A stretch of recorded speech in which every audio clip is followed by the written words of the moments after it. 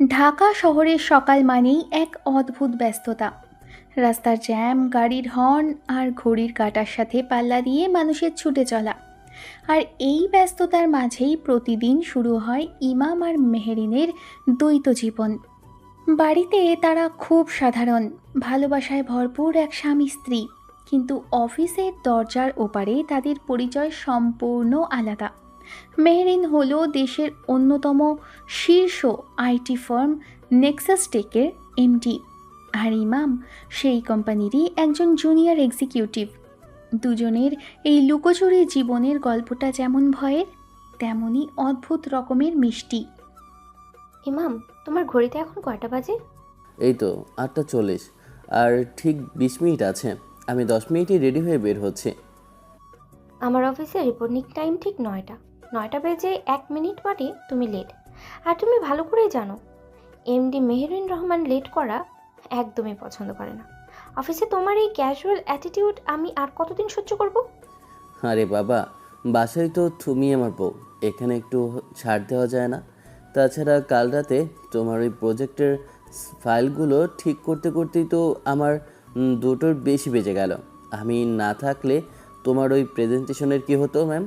তখন তো খুব আদরে গলায় বলেছিলে, ইমাম তুমি না থাকলে আমার কি হতো। পার্সোনাল আর প্রফেশনাল লাইফ মিক্স করবে না ইমাম। আমি অফিসে যাচ্ছি, ঠিক ৯টায় তোমার ডেস্কে ফাইলগুলো দেখতে চাই। আর হ্যাঁ, আজ তোমার টাইয়ের রঙটা জঘন্য। হলুদ রঙের টাই কে পরে অফিসে? চেঞ্জ করে আসো। হিয়া খোদা, অফিসে বসের ঝাড়ি, আবার বাসায় বউয়ের, দুটোই যখন এক মানুষ হয় তখন জীবনে যে কি করুণ দশা সেটা শুধু আমিই জানি।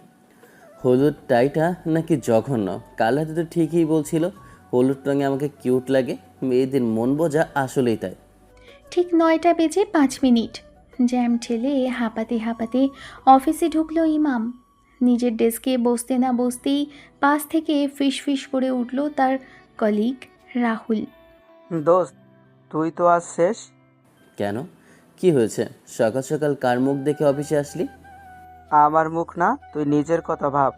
মেহরিন ম্যাম রাউন্ডে বের হয়েছেন, আজ ওনার মেজাজ চরম লেভেলের খারাপ। তুই তো আবার 5 মিনিট লেট। ভাই, তোর চাকরিটা আজ গেলে আমাকে অন্তত ভুলে যাস না। মিস্টার ইমাম, ইয়ে, ইয়েস ম্যাম। আপনি কি জানেন অফিসের নিয়মকানুন কি? আপনার টেবিলে কালকের প্রজেক্ট ফাইলটা এখনো কেন নেই? আর আপনার অফিসে ঢোকার সময় কি এটা? এখানে কি আপনি বেড়াতে আসেন? দোস্ত, সরি বলে দে, ম্যাডাম আজ ফায়ার হয়ে আছেন। ম্যাম, আসলে রাস্তায় খুব জ্যাম ছিল তো তাই।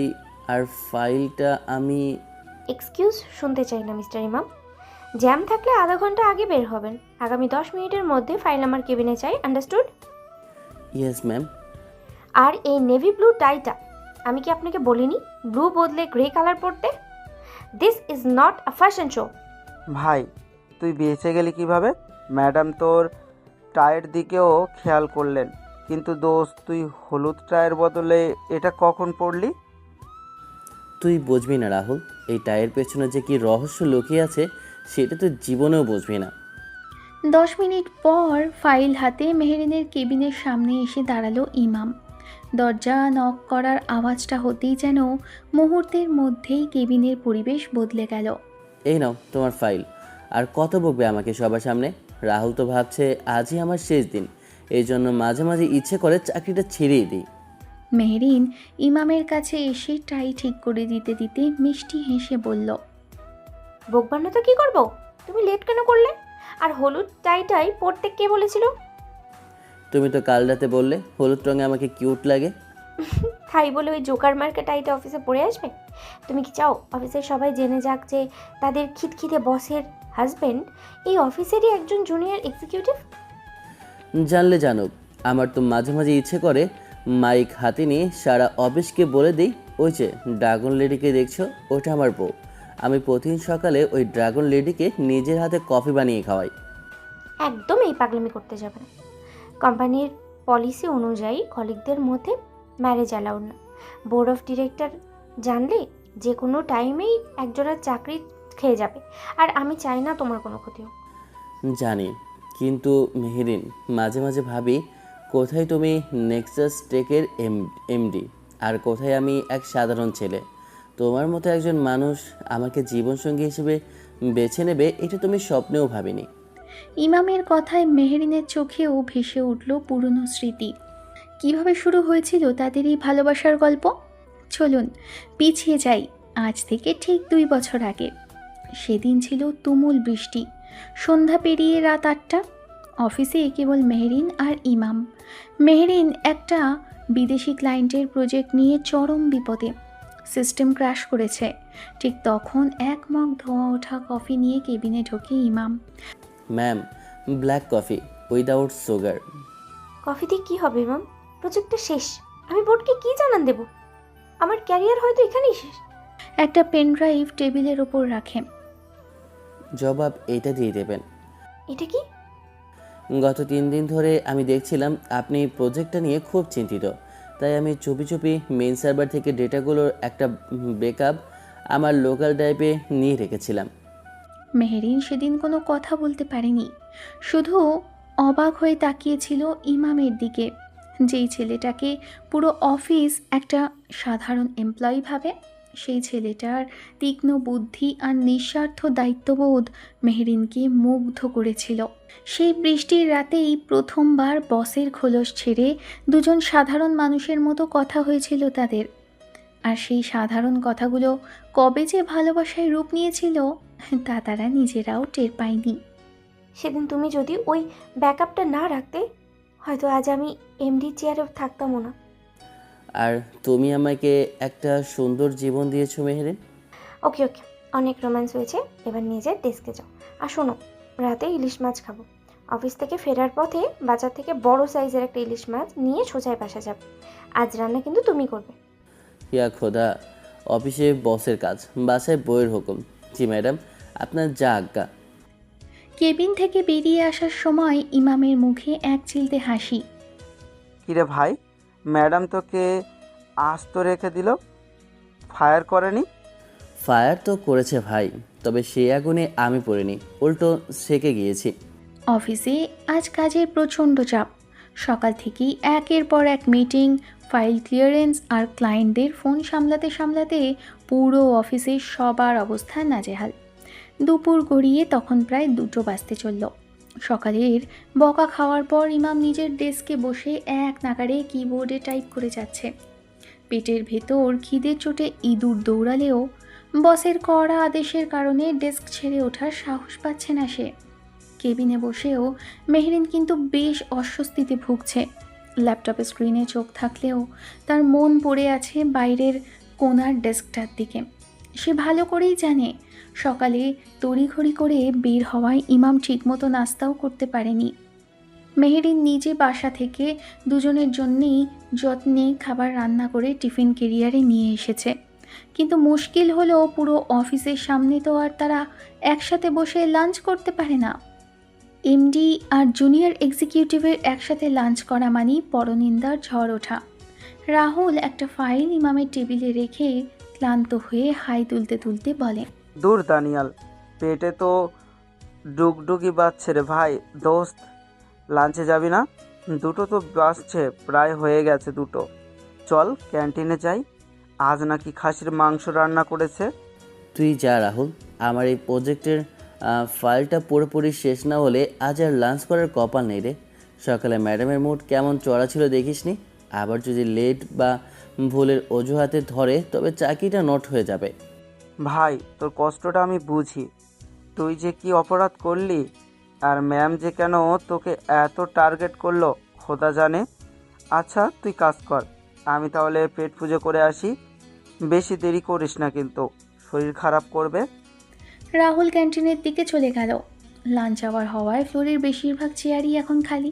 অনেকেই নিচে ক্যান্টিনে গেছে। ঠিক এই ফাঁকা ফ্লোরের সুযোগটাই কাজে লাগালো মেহরিন। সে এদিক ওদিক তাকিয়ে মুচকি হেসে ইন্টারকমে তার পিএ সাদিয়াকে কল করলো। সাদিয়া, মিস্টার ইমামকে বলো এখনই আমার কেবিনে আসতে, খুব আর্জেন্ট একটা বিষয় আছে। আর শোনো, আগামী 8 ঘন্টা আমাকে কেউ যেন একদম ডিস্টার্ব না করে। I have a very important and confidential meeting with him. কোনো ফোন কলও ভেতরে ট্রান্সফার করবে না, আন্ডারস্টুড? জি জি ম্যাম, আমি এখনই মিস্টার ইমামকে আপনার কেবিনে পাঠিয়ে দিচ্ছি, আর কাউকে ভেতরে যেতে দেব না। একটু পর ইমাম একটা ড্যামি ফাইল হাতে নিয়ে ভীষণ ভয় পাওয়ার ভান করে মেহরিনের কেবিনের দিকে এগোতে লাগলো। বাইরে যে দু একজন কলিগ অবশিষ্ট ছিল তারা ইমামের দিকে এমনভাবে তাকালো যেন বেচারা আজ নিশ্চিত ফাঁসির কাঠে চড়তে যাচ্ছে। ইমাম দরজা হালকা নক করে ভেতরে ঢুকলো। May I come in ma'am? Come in mister Imam, দরজাটা ভালো করে লক করে দিন। ইমাম দরজাটা সাবধানে লক করে হাতের ফাইল টেবিলে ছুঁড়ে দিয়ে সোফায় ধপ করে বসলো। মুখ কাচুমাচু করে বলল, এবার আবার কি অপরাধ করলাম ম্যাম? প্রজেক্টের ফাইলে তো ভুল হওয়ার কোনো কথা না। সকালে সবার সামনে এত বড় বড় ডায়লগ দিয়ে বকলে, তাও কি তোমার পেট ভরেনি যে এই লাঞ্চের সময় ডেকে পাঠালে? আমি কিন্তু সকাল থেকে এক ফোঁটা পানিও মুখে দিইনি। খিদে আমার চোখ অন্ধকার হয়ে আসে। মেহরিন তাড়াতাড়ি টেবিলের ওপাশ থেকে চেয়ার ছেড়ে উঠে এসে ইমামের পাশে বসল। ইমামের কপালে জমে থাকা ঘামটা নিজের আঁচল দিয়ে মুছে দিয়ে বলল, ওরে আমার অভিমানী বর, বকার জন্য ডেকেছি নাকি? রাগটা একটু কমাও তো দেখি।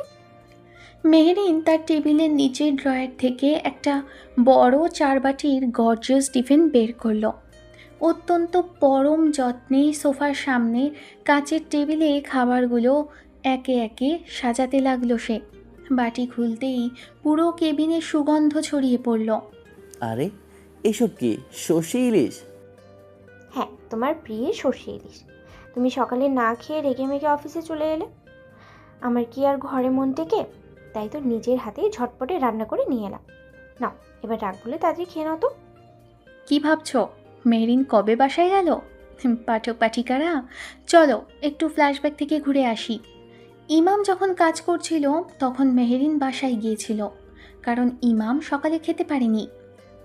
তো পাঠক পাঠিকারা, বুঝতে পারছো মেহরিন কিভাবে খাবার নিয়ে এলো? তো চলো বর্তমানে ফিরে যাই। তাই বলে এমডি সাহেবের এই রাজকীয় কেবিনে বসে আমি লাঞ্চ করব? কেউ যদি কোনোভাবে সিসিটিভি ক্যামেরা বা কাছের ওপার থেকে দেখে ফেলে, আমাদের তো 12টা বেজে যাবে মেহরিন। মেহরিন নিজে এক লোকমা ভাত মেখে ইমামের মুখের সামনে ধরল। কেউ দেখবে না। ব্লাইন্ডগুলো আমি সকালেই মিটিংয়ের সময় টেনে দিয়েছি, আর সাদিয়াকে কড়া করে বলে দিয়েছি এটা অত্যন্ত জরুরি মিটিং। এখন এসব চিন্তা বাদ দিয়ে হ্যাঁ করো তো। উফ মেহরিন, তোমার হাতের এই রান্নার কোনো তুলনাই হয় না, জাস্ট অমৃত। আমি তো ভাবছিলাম আজ ক্যান্টিনের আলু ভর্তা আর ডাল দিয়ে পেট ভরাতে হবে। তুমি ভাবো কি করে যে আমি এই অফিসে বেঁচে থাকতে তোমাকে ক্যান্টিনের বাজে খাবারগুলো খেতে দেব? তুমি বাইরে না খেয়ে কষ্ট পাবে, আর আমি এখানে বসার চেয়ারে বসে দামি লাঞ্চ করব? এটা কোনোদিন সম্ভব? আমি রাগী বস হতে পারি ইমাম, কিন্তু তোমার বউ তো। আচ্ছা, বাইরে সবাই যে তোমাকে একটা ড্রাগন লেডি ভাবে, তার বুকে কোনো দয়া মায়া নেই, জল্লাদ টাইপ। তারা যদি তোমার এই রূপটা একবার দেখতো, তবে পুরো অফিসের ছেলেরা প্রতিদিন আমার মতো বকা খাওয়ার জন্য লাইন ধরতো। একদম বেশি কথা বলবে না। আমি শুধু আমার এই বরের জন্যই নরম, অন্য কারোর জন্য না। অফিসে আমি মেহেরিন রহমান, এমডি। কেবিনের ভেতর যখন দুজনের এই অত্যন্ত মধুর আর রোম্যান্টিক লাঞ্চ পর্ব চলছে, ঠিক তখনই ঘটল আসল বিপত্তি। রাহুল ক্যান্টিন থেকে তাড়াহুড়ো করে লাঞ্চ শেষ করে ফ্লোরে ফিরে এলো। এসে দেখলো ইমামের ডেস্কটা তখনও খালি, ল্যাপটপ অন করা। সে সাদিয়ার টেবিলের কাছে গিয়ে জিজ্ঞেস করলো, আচ্ছা সাদিয়া আপু, ইমাম কই? সাদিয়া গম্ভীর মুখে বলল, ম্যাম মিস্টার ইমামকে খুব ইম্পর্ট্যান্ট আর কনফিডেন্সিয়াল মিটিংয়ের জন্য ডেকেছে। অনেকক্ষণ হলো, বাইরে আসা আর ভেতরে যাওয়া নিষেধ। রাহুলের সরল মনে খটকা লাগলো। তার মনে হলো নির্ঘাত ইমামের চাকরিটা আজ শেষ। ম্যাডাম ওকে ভেতরে একলা পেয়ে চরম ঝাড়ি দিচ্ছে, কিংবা রেজিগনেশন লেটার সাইন করাচ্ছে। বন্ধুকে এই বিপদে একা ফেলে রাখা যায় না। এইটা ভেবেই রাহুল সাদিয়া নিষেধাজ্ঞা অমান্য করে সোজা মেহরিনের কেবিনের দিকে হন হন করে হেঁটে গেল। কেবিনের দরজায় হঠাৎ সজোরে ধাক্কা এবং নক করার শব্দ। May I come in ma'am? Imam কি ভিতরে? দোস্ত ইমাম, তুই ঠিক আছিস তো? দরজার ঠিক ওপার থেকে আচমকা রাহুলের চড়া গলা শুনে কেবিনের ভেতরে মেহরিন আর ইমামের মাথায় যেন আকাশ ভেঙে পড়ল। দুজনেরই হাত কাঁপতে শুরু করলো। হিয়া খোদা, এই বলদ রাহুলটা এখানে কেন এলো? এখন কি হবে মেহরিন? টেবিলে তো টিফিন চড়ানো, আর আমার মুখে স্পষ্ট ইলিশের গন্ধ। ও যদি কোনোভাবে ঢুকে পড়ে তবে আজই আমাদের শেষ দিন। শ্, একদম প্যানিক করবে না, চুপচাপ বসো। তুমি দ্রুত হাতের প্লেটটা আমাকে দাও, আর সোফা থেকে উঠে ওই চেয়ারে গিয়ে ল্যাপটপের দিকে তাকো। মুখটা একদম এমন কালো করে রেখো যেন আমি তোমাকে এক্ষুনি চাকরি থেকে বের করে দিচ্ছি। যাও জলদি। মেহরিন চোখের পলকে টেবিল থেকে প্লেট আর টিফিন তুলে নিয়ে সোফার পেছনের নিচু ড্রয়ারে চালান করে দিল। নিজের শাড়ি আর চুলটা একটু ঠিক করে মুখে পৃথিবীর সমস্ত রাগ ফুটিয়ে তুলে দরজার দিকে এগিয়ে গেল।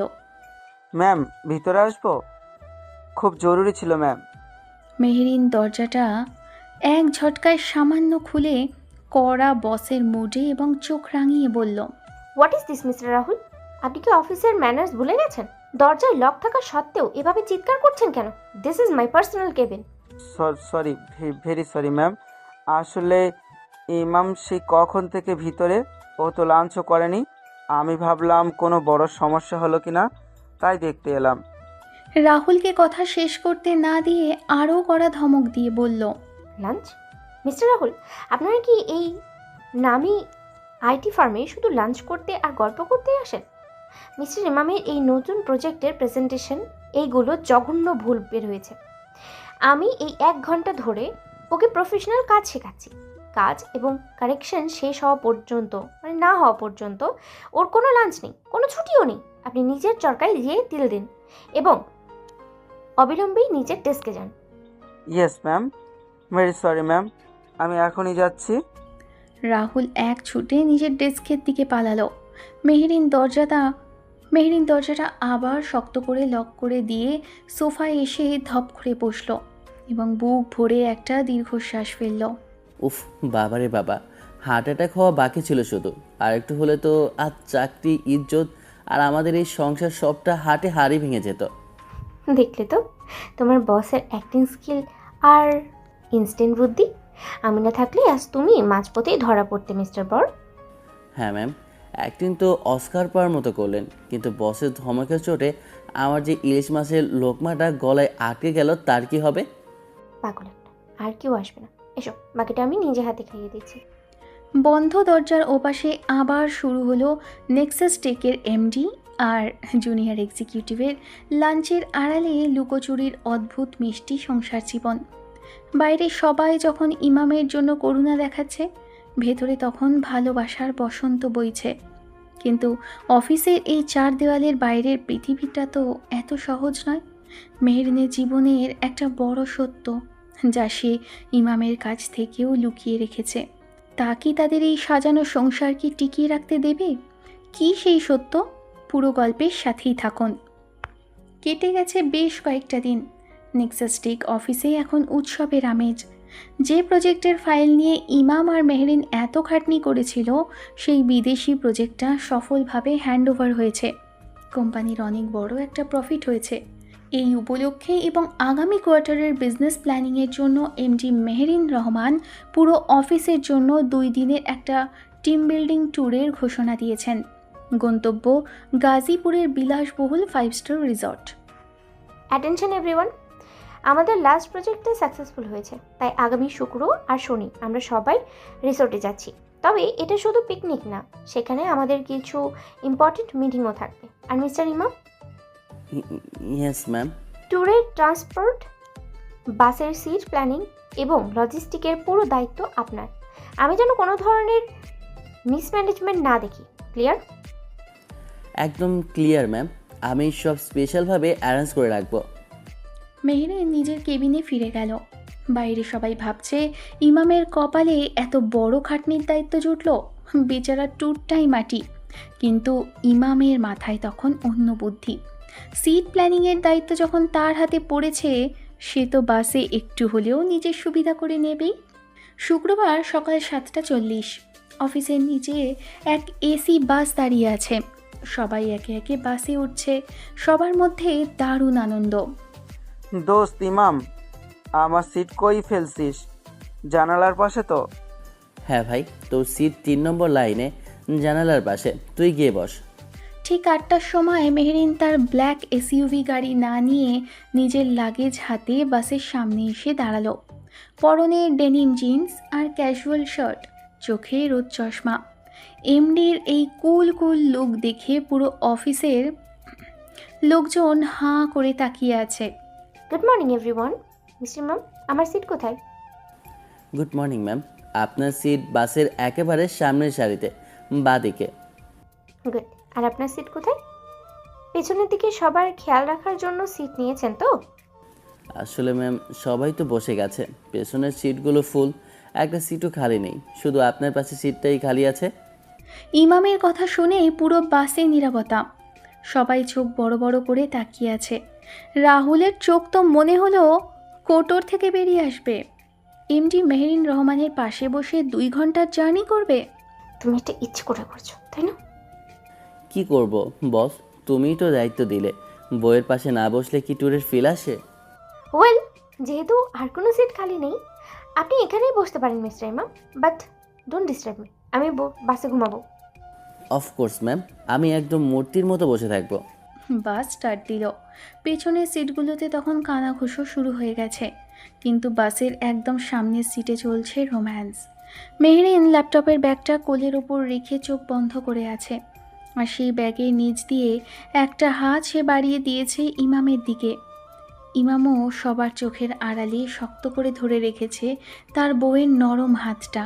বাসের দুলুনি আর জানালার বাইরের খোলা বাতাস যেন তাদের এই গোপন ভালোবাসাকে আরও গভীর করে তুলছে। এভাবেই 2.5 ঘন্টার জার্নি শেষে সবাই পৌঁছালো গাজীপুরের সেই রিসর্টে। দোস্ত, 5 star resort, swimming pool, buffet খাবার, লাইফ ইজ বিউটিফুল। আর সবচেয়ে বড় কথা, আমার আর তোর রুম একসাথে পড়েছে, রুম নাম্বার 204। আমরা 2 রাত ফাটিয়ে দেব। ভেতরে ভেতরে বিরক্ত হলেও মুখে মেকি হাসি ফুটিয়ে বলল, হ্যাঁ ভাই, ফাটিয়ে তো দিবি, কিন্তু তোর ওই নাক ঢাকার যে সাউন্ড সিস্টেম, তাতে তো আমি এমনিতেই ফেটে যাব। রিসর্টের নিয়ম অনুযায়ী মেহরিন রহমান হিসেবে পেয়েছে সবচেয়ে ভিআইপি সুইট, রুম নম্বর 101। আর ইমামকে বাধ্য হয়ে রাহুলের সাথে সাধারণ রুমে উঠতে হয়েছে। সারাদিন মিটিং, ঘোরাঘুরি আর বারবিকিউ পার্টি শেষে রাত তখন 12টা। সবাই যার যার রুমে ঘুমোচ্ছে, কিন্তু ইমামের রুমে তখন যেন ট্রাক্টরের ইঞ্জিন চলছে, কানে বালিশ চাপা দিয়ে। হ্যাঁ মাবুদ, এ ছেলের নাকের ভেতর কি জেনারেটর ফিট করা? আমি আর পারছি না। ইমাম আর সহ্য করতে না পেরে ফোন হাতে নিয়ে মেহরিনকে টেক্সট করলো। ওপাশ থেকে মেহরিনের রিপ্লাই এলো। ইমাম পা টিপে টিপে রুমের দরজা খুলে বের হলো। রিসর্টের বারান্দা একদম নিস্তব্ধ, শুধু মাঝে মাঝে ঝিঝি পোকার ডাক শোনা যাচ্ছে।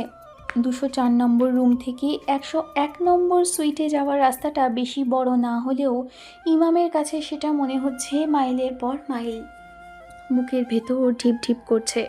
সে চুপি চুপি 101 নম্বর রুমের সামনে এসে দরজায় হালকা নক করতে যাবে, ঠিক তখনই আরে মিস্টার ইমাম, আপনি এত রাতে ম্যামের রুমের সামনে কি করছেন? সাদিয়ার গলা শুনে ইমামের আত্মা প্রায় খাঁচা ছাড়া হওয়ার জোগাড়। ঘড়িতে রাত 12:30। এই সময় সাদিয়ার এখানে আসার কোনো মানেই হয় না। ইমাম ঘামতে শুরু করলো। সাদিয়া আপু, আপনি এত রাতে? আমি মানে ওই যে আমার মাথাটা ভীষণ ব্যথা করছিল, ম্যামের কাছে একটা পেন কিলার চাইতে এসেছিলাম, কিন্তু আপনি তো বললেন না আপনি কি করছেন এখানে। হাতে আবার বালিশ কেন? ইমামের হাতে আসলেই তার বালিশটা ছিল। সে এত তাড়াহুড়োই ছিল যে নিজের বালিশটাও সাথে নিয়ে এসেছে। এখন কি জবাব দেবে সে? ধরা কি পড়েই গেল? ওহ, এই বালিশ আসলে ম্যামের রুমে তো ভিআইপি বালিশ, আর আমার তো স্পন্ডাইলাইটিসের সমস্যা, তাই ভাবলাম ম্যামের কাছ থেকে একটা ভালো বালিশ ধার নেব। মানে আমি ম্যামকে টেক্সট করেছিলাম, উনি বললেন এসে নিয়ে যেতে। রাত 12টার সময় বালিশ ধার নিতে এসেছেন, তাও আবার এমটি ম্যামের কাছ থেকে? ঠিক তখনই দরজা খুলে গেল। মেহরিন দাঁড়িয়ে আছে, পরনে নাইট ড্রেস, চোখে মুখে কড়া ভাব। কি ব্যাপার সাদিয়া, এত রাতে কিসের শব্দ? আর মিস্টার ইমাম, আপনি এখনো দাঁড়িয়ে আছেন? আপনাকে না বললাম এক্সট্রা বালিশটা নিয়ে নিজের রুমে যেতে? জি ম্যাম, আমি তো নিচ্ছিলাম। সাদিয়া, তোমার কি দরকার? ম্যাম, একটা পেন কিলার হবে, খুব মাথা ধরেছে। ওয়েট, দিচ্ছি। নাও, এবার গিয়ে ঘুমো। কাল সকালে প্রজেক্ট ব্রিফিং আছে। আর মিস্টার ইমাম, আপনার বালিশ ভেতরে সোফায় রাখা আছে, নিয়ে যান। Thank you ma'am, good night. Sadia নিজের রুমের দিকে চলে গেল। সে চোখের আড়াল হতেই মেহেরিন খপ করে ইমামের হাত ধরে তাকে এক টানে রুমের ভেতর ঢুকিয়ে নিল এবং সঙ্গে সঙ্গেই দরজা বন্ধ করে দিল। উফ, আজ তো মেরেই ফেলেছিলে। আর একটু হলে সাদিয়া ঠিকই বুঝে যেত যে বালিশের বাহানাটা ডাহা মিথ্যা। মেহেরিন হেসে ফেলে। ইমামের পাশে বসে ওর চুলে হাত বুলিয়ে দিতে দিতে বলল, তুমি একটা আস্ত পাগল। বালিশ নিয়ে কেউ বইয়ের সাথে দেখা করতে আসে? কি করবো বলো, রাহুলের জেনারেটরের চেয়ে তোমার এই ভিআইপি স্যুটের সোফাও অনেক শান্তির। সোফায় কেন ঘুমাবে? ভিআইপি স্যুটের বিছানাও তো অনেক বড়। ঘড়ির কাঁটা তখন রাত 2টো ছুঁই ছুঁই। হুট করেই বাইরে শুরু হয়েছে কালবৈশাখীর ঝুম বৃষ্টি। বৃষ্টির একটানা রিমঝিম শব্দ, জানালার কাঁচে বাতাসের ঝাপটা আর চারপাশের নিস্তব্ধতা পরিবেশটাকে করে তুলেছে ভীষণ মায়াবী। ভিআইপি রুমে নরম বিছানায় সে এখন তার ভালোবাসার মানুষটার বুকে মুখ গুজে শুয়ে আছে। তার খোলা চুলগুলো ছড়িয়ে আছে ইমামের বুকের উপর। জানো মেহরিন, আমি মাঝে মাঝে ভাবি এই যে এত বড় একটা কোম্পানির এমডি তুমি, তোমার এত পাওয়ার, এত স্ট্যাটাস, এসবের মাঝে আমার মতো একটা ছন্নছাড়া সাধারণ ছেলের জায়গা হলো কি করে? আমি তো আজও বিশ্বাস করতে পারি না। কারণ এমডি মেহেরিন রহমান হয়তো পাওয়ার আর স্ট্যাটাস টেনে, কিন্তু তোমার মেহেরিন শুধু তোমার এই বুকের ভিতরে ওমটুকুই চেনে। তুমি ছাড়া আমার সব অর্থহীন ইমাম। সারাদিন করা বসের মুখোশটা পরে থাকতে থাকতে না আমি হাঁপিয়ে উঠি। শুধু দিন শেষে তোমার বুকে এলে মনে মনে হয় আমি বেঁচে আছি। মেহরিনের কথাগুলো শুনে ইমামের বুকের ভেতরটা কেমন যেন করে উঠল। সে মেহরিনের চিবুক ধরে মুখটা একটু উপরে তুলল। ড্রিম লাইটের আলোয় মেহরিনের মায়াবী মুখটা দেখে ইমামের নেশা যেন আরও গাঢ় হলো। সে আলতো করে মেহরিনের কপালে একটা দীর্ঘ চুমু খেলো। আজ বাসে যখন তুমি আমার পাশে বসেছিলে, তোমার এই ক্যাজুয়াল লুকে আমি কিন্তু রীতিমতো ফিদা হয়ে গিয়েছিলাম। আর ল্যাপটপ ব্যাগের নিচ দিয়ে যখন দেখি তুমি আমার হাতটা ধরলে, উফ, আমার শরীরে যেন বিদ্যুৎ খেলে গিয়েছিল। আমার তো ইচ্ছে করছিল বাসের সবার সামনে তোমাকে জড়িয়ে ধরি। অসভ্য ছেলে, বাসের ভেতরে এমডিকে জড়িয়ে ধরলে পরের দিন না তোমার চাকরি তো যেতই, সাথে পেপার পত্রিকায় নিউজও হয়ে যেত। চাকরি গেলে যেত, বউ তো আর যেত না। আর এখন এখন তো আর বাস না, এখন কি হচ্ছে? এখন এখন তো মনে হচ্ছে পুরো পৃথিবীকেই থামিয়ে দিই। ইমামের উষ্ণ নিঃশ্বাস মেহরিনের ঘাড়ের কাছে লাগতেই তার সারা শরীরে একটা তীব্র শিহরণ ঘেরে গেল। মেহরিন চোখ বন্ধ করে ফেলল। ইমাম পরম আদরে মেহরিনের গালে ঘাড়ে আলতো করে ঠোঁট ছোঁয়াতে লাগলো। মেহরিন নিজেকে আর ধরে রাখতে পারল না। সে দু হাতেই ইমামের গলা জড়িয়ে ধরে তাকে নিজের আরও কাছে টেনে নিল। অফিসে তো সারাদিন তোমাকে এত বকাঝকা করি, তোমার খুব রাগ লাগে তাই না? উফ, একদম না। আজ তুমি শুধু আমার বউ, আমার একান্ত নিচের। কথাগুলো শেষ হতেই ইমাম মেহরিনের ঠোঁটে নিজের ঠোঁট ডুবিয়ে দিল। মেহরিনও কোনো বাধা দিল না, বরং সেও নিজেকে সঁপে দিল সেই ভালোবাসার গভীরে। তাদের দুজনের দীর্ঘ, গভীর আর তৃষ্ণার্ত সেই চুম্বনে যেন মিশেছিল এত দিনকার লুকিয়ে রাখা সব আবেগ।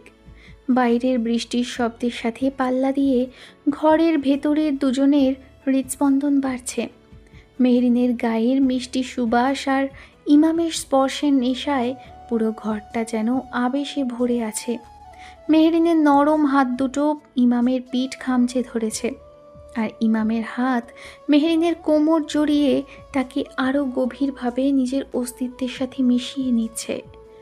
দীর্ঘক্ষণ পর একে অপরের থেকে একটু আলাদা হয়ে মেহরিন হাঁপাতে হাঁপাতে ইমামের বুকে মাথা রাখল। দুজনেই জোরে জোরে শ্বাস নিচ্ছে। ঠিক এমন এক ঘোর লাগা রোম্যান্টিক মুহূর্তে হঠাৎ মেহরিনের পার্সোনাল ফোনটা বেজে উঠল। রাত 2:30 ফোন। মেহরিন চমকে উঠে বসল। স্ক্রিনে তাকাতেই মেহেরিনের মুখের রক্ত শূন্য হয়ে গেল। স্ক্রিনে ভাসছে বাবা কলিং। কি হলো? এত রাতে কার ফোন? বাবা লন্ডন থেকে কল করেছে। হিয়া খোদা, ধরো ধরো, চুপ করে থেকো না, আমি একদম সাউন্ড করছি না। মেহরিন কাঁপা কাঁপা হাতে ফোনটা রিসিভ করলো। হ্যালো বাবা, এত রাতে? মেহরিনের বাবা ওপাশ থেকে রাশভারী গলায়। তোর ওখানে রাত, কিন্তু আমার এখানে তো বিকেল মা। তো তুই নাকি পুরো অফিস নিয়ে ট্যুরে গিয়েছিস? আমাকে তো একবারও জানানোর প্রয়োজন বোধ করলি না। না বাবা, মানে এটা তো হঠাৎ করেই প্ল্যান হলো, প্রজেক্ট সাকসেসফুল তো তাই। আচ্ছা সে যাই হোক, আমি তোকে একটা জরুরি কথা বলতে ফোন করলাম। আমি আগামী মাসে 5 তারিখে দেশে ফিরছি। আর আমি একা আসছি না, সাথে চৌধুরী সাহেব আর তার ছেলে আরমানও আসছে। আরমানের সাথে তোর বিয়ের ব্যাপারটা আমি এক প্রকার পাকা করে ফেলেছি। তুই দেশে ফেরার পর রিসেপশনের ডেস্ক ফিক্সড করব। মেন্টালি প্রিপেয়ার্ড থাকিস। রাখছি। কলটা কেটে গেল। মেহরিনের হাত থেকে ফোনটা বিছানায় খসে পড়ল। তার দু চোখ বেয়ে তখন অঝরে পানি পড়ছে। কিছুক্ষণ আগে সেই মাতাল করা রোম্যান্টিক মুহূর্তেই একটা ভয়াবহ আতঙ্কের রূপ নিয়েছে। ইমাম সবটা শুনেছে। সে চুপচাপ মেহরিনের হাত দুটো নিজের মুঠোয় নিয়ে নিল। শুনলে তুই ম্যাম, বাবা দেশে আসছে। আমি এখন কি করব? আমি মরে যাবো ম্যাম, কিন্তু তোমাকে ছাড়া অন্য কাউকে আমি। মেহরিনকে শক্ত করে নিজের বুকে জড়িয়ে ধরে। স্টপ, একদম পাগলামি করবে না, আমি আছি তো। বাবা ভীষণ জেদি ইমাম। উনি যদি জানতে পারেন আমি কোম্পানির একটা জুনিয়র ছেলেকে বিয়ে করেছি, উনি আমাকে তো ছাড়বেনই না, তোমার ক্যারিয়ার ধ্বংস করে দেবেন। বাবা আসুক, আমি নিজের যোগ্যতায় প্রমাণ করব যে আমি তার মেয়ের যোগ্য। আর যদি তাতেও কাজ না হয়, তবে এই চাকরি, এই নেক্সাস টেক্স সব ছেড়ে আমরা দুজন অনেক দূরে চলে যাব। কিন্তু আমি তোমার হাত কিছুতেই ছাড়ব না, আই প্রমিস। ইমামের কথায় মেহরিনের ভেতরের ভয়টা যেন একটু কমল। সে ইমামের বুকে কান পেতে তার হৃদস্পন্দন শুনতে শুনতে কখন যে ঘুমিয়ে পড়ল তা সে নিজেও টের পেল না। আর ইমামও তার বুকের ওপর পরম নিশ্চিন্তে ঘুমিয়ে থাকা পৃথিবীর সবচেয়ে সুন্দর মেহরিনকে জড়িয়ে ধরে সজাগ প্রহরীর মতোই জেগে রইল। ভোর 5:30। বাইরে সবেমাত্র আলো ফুটতে শুরু করেছে। রিসোর্টের সবাই তখনও গভীর ঘুমে আচ্ছন্ন। ইমাম আলতো করে মেহরিনের মাথার নিচ থেকে নিজের হাতটা সরিয়ে উঠে দাঁড়ালো। তাকে এখনই নিজের রুমে ফিরতে হবে, না হলে রাহুল যদি একবার উঠে দেখে ইমাম রুমে নেই, তবে পুরো অফিসের ঢোল পিটিয়ে দেবে। মেহরিনের কপালে আলতো চুমু খেয়ে ফিসফিস করে ইমাম বলল, উঠি বউ? আর একটু থাকো না। আর থাকা যাবে না, জেনারেটর রাহুল উঠে গেলে আজই আমাদের বিদায় ঘন্টা বাজবে। ইমাম পা টিপে টিপে দরজা খুলে বেরিয়ে এলো। চারপাশ একদম ফাঁকা। সে হন হন করে হেঁটে রুমের সামনে এলো। নিজের পকেট থেকে কি কার্ড পাঞ্চ করে চুপি চুপি দরজা খুলল। রুমে ঢুকে দেখল রাহুল এক পা বিছানার নিচে ঝুলিয়ে নাক ডাকিয়ে ঘুমাচ্ছে। ইমাম স্বস্তির নিঃশ্বাস ফেলে নিজের বিছানায় চাদর মুড়ি দিয়ে শুয়ে পড়ল। কি রে ইমাম, এতক্ষণ কোথায় ছিলি তুই? রুমে চাদর মুড়ি দিয়ে শুয়ে আছে ইমাম, কিন্তু তার চোখে এক ফোঁটাও ঘুম নেই। একদিকে মেহরিনের বাবার ওই অপ্রত্যাশিত বিয়ের ঘোষণা, সব কিছু মিলিয়ে ইমামের মাথার ভেতর যেন একটা সাইক্লোন বইছে। সে চোখ বন্ধ করে নাক টেনে নিজেকে শান্ত করার চেষ্টা করছে। ঠিক এমন সময় পাশের বিছানা থেকে রাহুলের একটা বিকট হাই তোলার শব্দ শোনা গেল। আড়মোড়া ভেঙে উঠে বসে চোখ কচলাতে কচলাতে, উফ, কি ঘুমটাই না দিলাম। কিন্তু দোস্ত, রুমে এটা কিসের গন্ধ রে? গন্ধ? কিসের গন্ধ? আমি তো কিছুই পাচ্ছি না। তুই মুখ ধুয়ে আয়, ঘুমের করে আবল তাবল বলছিস। আরে না ভাই, আমি স্পষ্ট একটা পারফিউমের গন্ধ পাচ্ছি, একদম মেয়েদের দামি ফ্রেঞ্চ পারফিউমের মতো। কি রে ইমাম, তুই রাতে কোথায় ছিলি সত্যি করে বল তো? আমি যখন বাথরুমে যাওয়ার জন্য উঠলাম, তুই তো রুমে ছিলি না, আর এখন তোর গাল থেকে এই গন্ধটা আসছে। ইমাম ঘামতে ঘামতে তাড়াতাড়ি বিছানা থেকে উঠে পড়ে বলে, তুই আসলে একটা পাগল রাহুল। আমি আবার কোথায় যাব? তোর নাক ডাকার যে ভয়ঙ্কর সাউন্ড, তাতে তো আমার কানের পর্দা ফেটে যাওয়ার জোগাড়। তাই আমি বাধ্য হয়ে বারান্দায় গিয়ে ইজি চেয়ারে বসেছিলাম। আর পারফিউম, ওই তো রিসোর্টের বারান্দায় অটোমেটিক রুম ফ্রেশনার স্প্রেছে হচ্ছিল, ওই সেটারই হয়তো গন্ধ লেগে আছে। রুম ফ্রেশনার, কিন্তু গন্ধটা তো একদমই আমার ড্রাগন লেডি থুক্কু এমডি ম্যামের পারফিউমের মতো। ম্যাম তো প্রতিদিন এই সেম পারফিউম মেখে অফিসে আসে। তুই কি রাতে ম্যাডামের রুমের দিকে? তোর মাথাটা পুরোপুরি গেছে। ম্যাডামের পারফিউম আর ফ্রেশনারের পার্থক্য তুই বুঝবি কি করে? তুই জীবনে কোনোদিন দামি পারফিউম মেখেছিস? যা তাড়াতাড়ি রেডি হ, ব্রেকফাস্টের টাইম হয়ে গেছে। ফালতু প্যাচাল পারিস না সকাল সকাল। রাহুল গজগজ করতে করতে ওয়াশরুমের দিকে চলে গেল। ইমাম বুকে হাত দিয়ে বসে পড়ল। সকাল 8টা। রিসর্টের ডাইনিং হলে তখন এলাহি ব্রেকফাস্টের আয়োজন। একপাশে সুইমিং পুলের টলটলে নীল পানি, অন্যদিকে বুফে টেবিলে থরে থরে সাজানো লুচি, পরোটা, ডিম, নানান পদের ফল আর ফলের জুস। অফিসের সবাই বেশ খোশ মেজাজে গল্প করতে করতে নাস্তা করছে। শুধু ইমাম এক কোণায় একটা প্লেট হাতে শুকনো মুখে দাঁড়িয়ে আছে। কাল রাতের পর থেকে তার গলায় যেন খাবার আটকাচ্ছে না। ঠিক তখনই ডাইনিং হলে এন্ট্রি নিল তানিয়া। তানিয়া হলো নেক্সাস টেকের পার্টনার কোম্পানি জেনিস কর্পোরেশনের প্রজেক্ট ম্যানেজার। এই ট্যুরে আগামী কোয়ার্টারের জয়েন্ট ভেঞ্চারের মিটিংয়ের জন্য সে রিসর্টে এসেছে। দেখতে একেবারে সিনেমার নায়িকাদের মতো, পরনে স্টাইলিশ কর্পোরেট আউটফিট। তানিয়া সরাসরি এসে দাঁড়ালো ইমামের পাশে। Good morning ma'am. কি ব্যাপার, একা একা দাঁড়িয়ে আছেন কেন? আসুন না, আমরা একসাথে ব্রেকফাস্ট করি। আপনাদের লাস্ট প্রজেক্টের ডেটা অ্যানালাইসিস রিপোর্টটা আমি দেখেছি। You are just a genius ma'am. হ্যাঁ হ্যাঁ দোস্ত, জানা তানিয়া ম্যামের সাথে মেয়েটা এত করে বলছে, তোর তো দেখি কপাল খুলে গেছে। তুই চুপ করবি Rahul. Thank you Tania ma'am, কিন্তু আমার আসলে একদমই খিদে নেই, আপনারা খান। ঠিক এমন সময় ডাইনিং হলে নীরবতা নেমে এলো। জুতোর খটখট শব্দ তুলে সেখানে এন্ট্রি নিলেন স্বয়ং এমডি মেহেরিন রহমান। পরনেই অফ হোয়াইট রঙের ফর্মাল প্যান্ট স্যুট, চুলগুলো টাইট করে বাঁধা। মেহেরিনের চোখ জোড়া ডাইনিং হল স্ক্যান করে ঠিক ইমামের ওপর গিয়ে পড়ল। আর ইমামের ঠিক পাশেই গা ঘেঁষে দাঁড়িয়ে আছে ক্লায়েন্ট কোম্পানির সুন্দরী ম্যানেজার। ব্যাস, এমডি ম্যামের চোখের দৃষ্টি যেন মুহূর্তে লেজার রশ্মিতে পরিণত হলো। কড়া গলায় সবার উদ্দেশ্যে বলল, গুড মর্নিং এভরিওয়ান। আশা করি সবার ব্রেকফাস্ট শেষ। ঠিক 10টার সময় আমি কনফারেন্স রুমে সবাইকে চাই। আমরা আগামী প্রজেক্টের জয়েন্ট ভেঞ্চার নিয়ে একটি ব্রিফিং করব। মিস্টার ইমাম, কনফারেন্স রুমের প্রজেক্টর আর সাউন্ড সিস্টেম ঠিক আছে কিনা সেটা কে দেখবে? আপনি কি এখানে খাবার পাহারা দিতে এসেছেন, নাকি পার্টনার কোম্পানির ম্যানেজারের সাথে আড্ডা দেওয়াটাই আপনার main duty? I am sorry ma'am, আমি এখনই যাচ্ছি। সকাল 10টা। কনফারেন্স রুমটা বেশ বড়। প্রজেক্টরে কোম্পানি গত বছরের প্রফিট গ্রাফ দেখানো হচ্ছে। মেহেরিন হেড অফ দ্য টেবিলে বসে কড়াভাবে সবাইকে ব্রিফ করছে। কেউ একটা টু শব্দ করারও সাহস পাচ্ছে না। কিন্তু ইমামের অবস্থা সবচেয়ে কাহিল, কারণ তার ঠিক ডান পাশের চেয়ারটা দখল করে বসেছে তানিয়া। চেয়ারটা টেনেই ইমামের একদম গা ঘেঁষে। ইমাম, আপনার প্রেজেন্টেশন স্লাইডটা কি আমি একটু দেখতে পারি? আমার ল্যাপটপে চার্জ নেই তো, তাই ভাবলাম আপনার স্ক্রিনটা শেয়ার করি। ভয়ে ভয়ে একবার মেহেরিনের দিকে তাকিয়ে, হ্যাঁ শিওর, দেখতে পারেন। মেহেরিন টেবিলের ওপাশ থেকে সব দেখছে। তানিয়া ল্যাপটপ দেখার বাহানায় বারবার ইমামের কাঁধের ওপর দিয়ে ঝুঁকে পড়ছে। মেহেরিনের হাতের আঙুলগুলো রাগে মুষ্টিবদ্ধ হয়ে গেল। নিজের স্বামীর গা ঘেঁষে অন্য একটা মেয়ে বসে আছে, কিন্তু প্রফেশনালিজমের খাতিরে সে কিছুই বলতে পারছে না।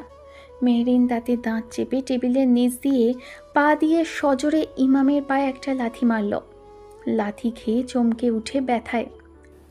আউচ! কি হলো ইমাম, কোনো প্রবলেম? না না, কিছু না, টেবিলের নিচে পায়ে একটু মশা কামড়েছে মনে হয়। মিস্টার ইমাম, মিটিংয়ের মাঝখানে মশা কামড়াচ্ছে নাকি ইঁদুর কামড়াচ্ছে সেটা নিয়ে চিল্লাচিল্লি করার জায়গা এটা নয়। Focus on the project. আর তানিয়া, আপনি চাইলে প্রজেক্টরে বড় স্ক্রিনে দেখতে পারেন। মিস্টার ইমামের ল্যাপটপের ভেতরে ঢুকে যাওয়ার কোনো তো প্রয়োজন নেই। মিটিং শেষ হলো। সবাই যখন যে যার মতো হাঁপ ছেড়ে বেরিয়ে যাচ্ছে, তখন মেহেরিন নিজের ল্যাপটপটা গোছাতে গোছাতে ডাক দিল, মিস্টার ইমাম, এই ব্লু ফাইলগুলো নিয়ে আমার রুমে আসুন, কিছু ইম্পর্টেন্ট কারেকশন আছে। ইমাম ফাইলগুলো বুকে জড়িয়ে ধরে সোজা রুমের দিকে হাঁটা দিল।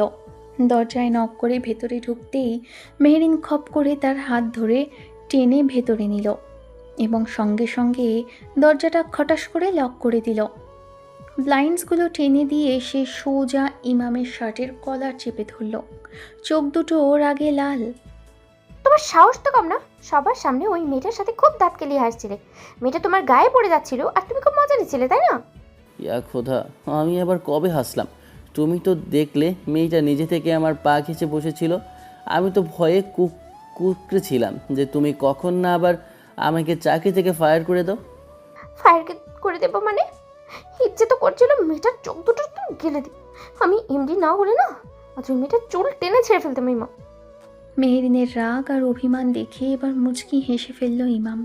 সে মেহরিনকে 2 হাত দিয়ে জড়িয়ে ধরে নিজের বুকের কাছে টেনে নিয়ে বলল, আরে আমার জেলাসি বউটা, তুমি শুধু শুধু রাগ করছো মেহরিন। তানিয়া তো পার্টনার কোম্পানির। আমি কিছু শুনতে চাই না, দরকার হলে আমি আমি জয়েন্ট প্রজেক্ট ক্যান্সেল করে দেবো। তুমি শুধু আমার, বুঝলে? শুধু আমার। অন্য কোনো মেয়ে তোমার দিকে তাকালেও আমার বুকটা ফেটে যায় ইমাম। মেহরিনের এই আদুরে কথায় আর ভালোবাসার স্পর্শে ইমামের সব টেনশন যেন এক মুহূর্তে গায়েব হয়ে গেল। সে মেহরিনকে শক্ত করে জড়িয়ে ধরে তার মাথায় একটা গভীর চুমু খেল। দুজনেই এই মিষ্টি রাগ অভিমান যখন চলছে, ঠিক তখনই দরজায় সজোরে নক হলো। ম্যাম, ম্যাম, দরজাটা একটু খুলবেন প্লিজ, খুব এমার্জেন্সি। মেহরিন আর ইমাম দ্রুত আলাদা হয়ে গেল। মেহরিন দরজা খুলল। কি হয়েছে সাদিয়া, এত চিল্লাচ্ছ কেন? ম্যাম, মাত্র হেড অফিস থেকে চেয়ারম্যান স্যারের পিএ কল করেছিলেন। স্যার নাকি আগামী মাসের 5 তারিখে নয়, আজ রাতেই লন্ডন থেকে ঢাকায় ল্যান্ড করছেন। আর আর উনি কাল সকালেই সোজা অফিসে আসবেন সারপ্রাইজ ভিজিটে। সাদিয়ার কথা শুনে মেহরিনের পায়ের নিচ থেকে মাটি সরে গেল। ইমামের মুখটা ছাইয়ের মতো সাদা হয়ে গেছে। সাদিয়া বিদায় নেওয়ার পর মেহরিন দরজাটা বন্ধ করেই দরজায় হেলান দিয়ে বসে পড়ল। সব শেষ মা, বাবা আজ রাতেই চলে এসেছে।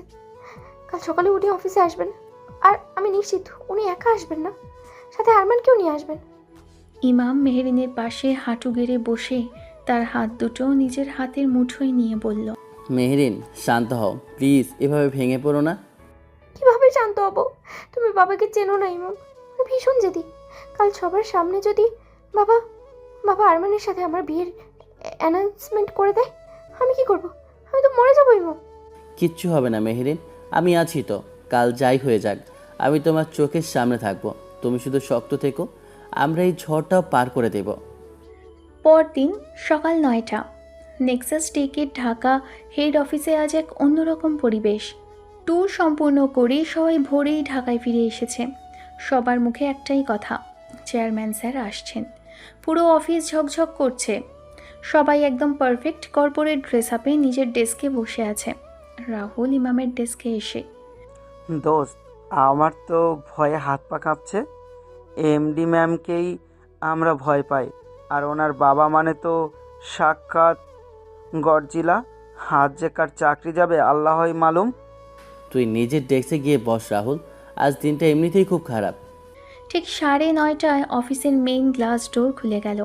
দুজন সিকিউরিটি গার্ড এসে দাঁড়ালো, আর তারপরই এন্ট্রি নিলেন নেক্সাস টেকের চেয়ারম্যান আকবর রহমান।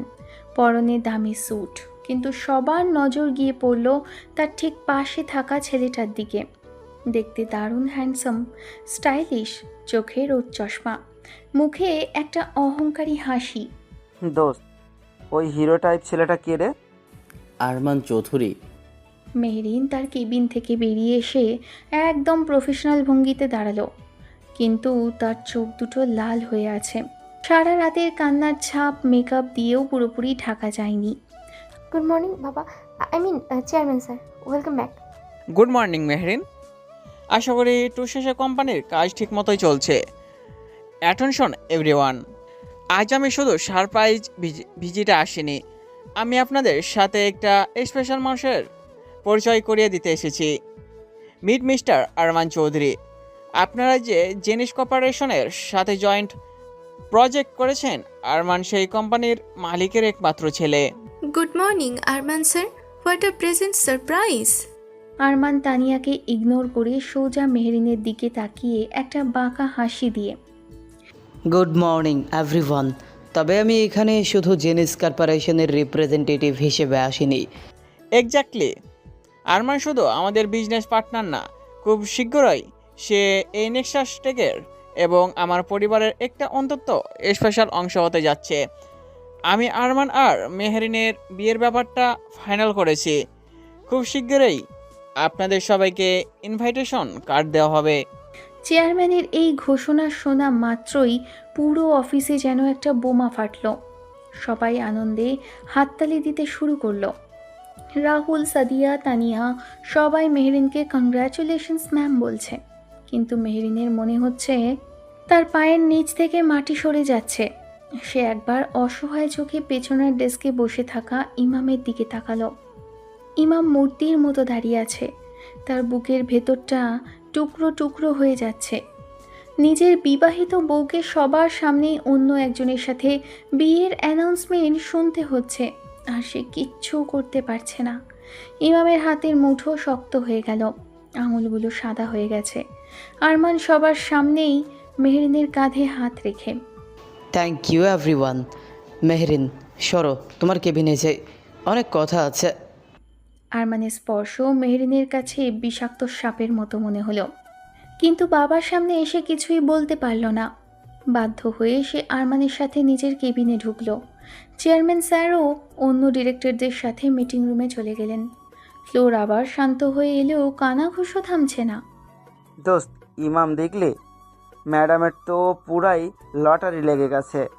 আরমান চৌধুরী যেমন বড় লোক তেমনই হ্যান্ডসাম, একদম পারফেক্ট ম্যাচ।